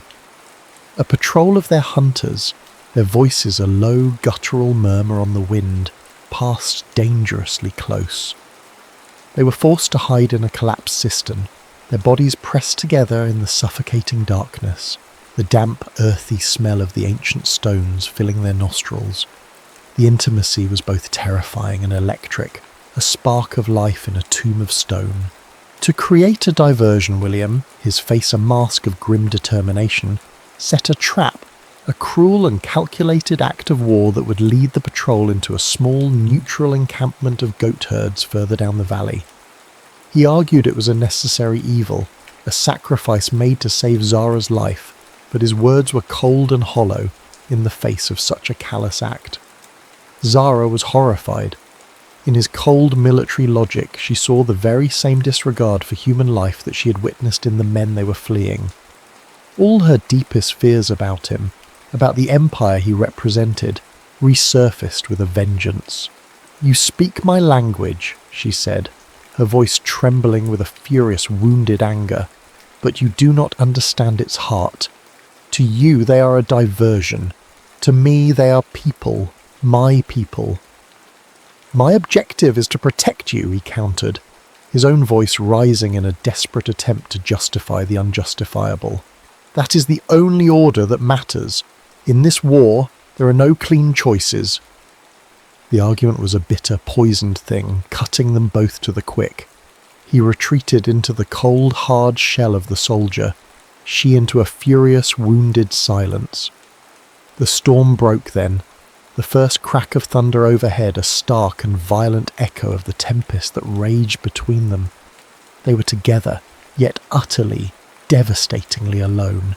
Two strangers bound by a shared danger, but separated by a chasm of culture and conscience that seemed, in that moment, impossible to cross. And in that moment, he would later write, his words a testament to the shame that gnawed at his soul, "She looked at me and saw a monster. Perhaps she was right." The rain sluiced down the ancient, crumbling walls, like tears for a world that had lost its way, for two souls adrift in a storm of their own making. They were cornered, their enemies hot on their heels, the unforgiving mountains offering no escape. Their only hope was a small hidden monastery, carved into the cliffside, a place of long-abandoned faith that now served as a desperate last-ditch sanctuary. The siege began, a slow, suffocating tightening of the noose, and with their options dwindling, the external threat forced a truce, a putting aside of the rift that had grown between them. As they waited for the inevitable final assault, the pretense of their separate worlds fell away, leaving only the raw, unfiltered truth of their shared predicament. It was William who broke the silence, his voice a low, ragged whisper in the echoing stillness of the monastery. He admitted she was right, that his actions had been a betrayal of the very humanity he was sworn to protect. He spoke of his weariness with the war, of the shame that was a constant bitter taste in his mouth, of the choices he had made that haunted his every waking moment. And then, his eyes meeting hers in the dim, dusty light, he confessed that protecting her, not the asset, had become his only truth, his only reason for being in this godforsaken land. The final confrontation was a brutal, intimate dance of death, his tactical skill and her fierce, desperate courage a seamless, terrifying ballet of violence. They fought side by side, their bodies moving in a strange and terrible harmony, until at last they prevailed, leaving them wounded, exhausted, and emotionally stripped bare. The silence that followed the battle was heavier than the gunfire it replaced. It settled in the chamber of the old monastery like a shroud, thick with the smell of dust, the metallic tang of blood, and the ancient, cold scent of stone. All that moved was the air, Stirred by their ragged breathing, each gasp a desperate, ragged confirmation of life. They were two figures etched in grime and exhaustion, their bodies aching, their souls scoured raw. It was a moment born not of lust, but of a profound, visceral need to feel something other than fear, to anchor themselves to the living world after having stared so long into the face of death. This was a fragile peace found in the eye of the storm, a desperate affirmation that they were still human. William moved first. Every muscle protested, but he pushed himself to his knees and crawled the small distance that separated them. He reached for her, his calloused soldier's hands, so recently instruments of death, slick with the grim necessities of survival, now touching her with an aching, hesitant gentleness. His eyes fell on a long, angry graze on her forearm, where the rough stone had torn her skin. He said nothing. Words were useless things, clumsy and inadequate for the language their bodies now spoke. He took a piece of cloth from his pack, dampened it with the last of the water from his canteen, and began to clean the wound. His touch was clinical at first, the focused, practical movement of a soldier tending to an injury. But as he wiped away the dirt and blood, something shifted. The boundary between the necessary and the desired dissolved. His fingers, which had been firm and efficient, softened. His thumb traced the edge of the wound, then moved beyond it, stroking the soft skin of her inner arm. The motion was a question, a plea, a confession. Zara flinched, not from pain, but from the sudden, unexpected wave of heat that shot through her at his touch. She watched his face shadowed in the gloom and saw not the cold officer but the weary man, the scholar, the soul who had confessed his shame to her. His gaze was fixed on her arm, but she knew he felt her watching him. His touch became a caress, a slow, deliberate mapping of her skin, as if he were trying to memorize the very texture of her being. Slowly he looked up, his eyes meeting hers. They were dark, filled with the ghosts of the men they had fought, but also with a raw, unguarded vulnerability that stole her breath. He lifted his hand, the one that still held the damp cloth, and cupped her face.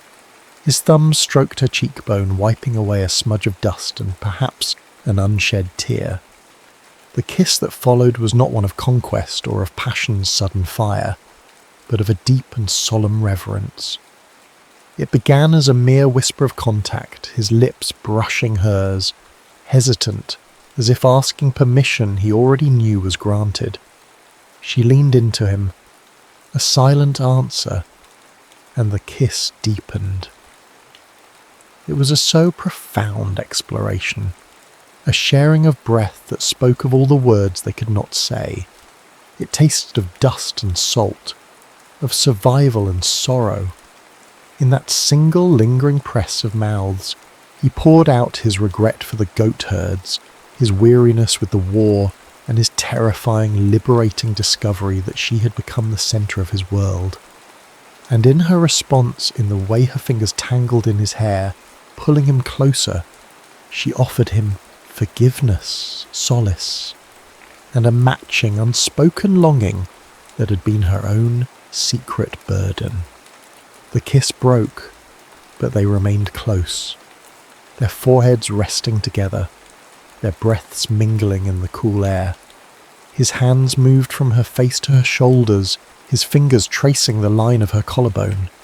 He fumbled with the clasp of her rough tunic, his movements clumsy with a need that was more than physical. It was a need to erase the barriers between them, to find the pure, unadorned truth of skin against skin. She understood. With a small shaky sigh she helped him, her own fingers working at the ties of his shirt. The sound of cloth whispering to the stone floor was deafening in the silence. Piece by piece the layers of their harsh world fell away, the dusty tunics, the coarse spun trousers, the bindings that had protected them.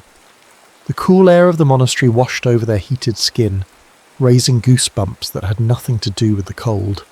When their bodies came together, it was not with frantic urgency, but with a gentle, almost timid pressing, of two souls seeking warmth and life in the cold, unforgiving darkness. He laid her back against a pile of discarded blankets, his body shielding hers, his weight a comforting, solid presence. It was a dance of need and tenderness, a quiet, desperate confirmation of their shared humanity. His hands explored her not with hunger, but with a kind of wonder, tracing the curve of her hip, the line of her back, as if she were a precious artifact he was afraid to break. She arched into his touch, her own hands mapping the hard planes of his chest, feeling the steady, miraculous beat of his heart beneath her palm. Every star seemed to carry the weight of their journey, every shudder a release of the fear and tension they'd carried for so long. There was no explosive passion, only a slow, deep and rhythmic coming together, a union that was less about pleasure and more about finding a point of stillness in a spinning world. It was a huddling for life, a silent vow whispered from body to body that they would not let the darkness consume them. As the first faint light of dawn filtered through a crack in the rock, illuminating the dust motes dancing in the air like tiny silent stars, they clung to each other. He was buried in the softness of her. She was anchored by the strength of him. They were two survivors in a world gone mad, finding in each other's arms a sanctuary from the storm that raged both outside and within. The fragile peace had been found, not in victory, but in the quiet, profound intimacy of their shared survival. Days later they stood on a windswept plateau, the air clear and cold, the silence between them no longer hostile, but filled with a deep shared understanding. In the distance, a dust cloud heralded the approach of a British helicopter, a symbol of salvation for him, an uncertain future for her. The arrival of the new world was a deafening mechanical intrusion on the mountain's silence.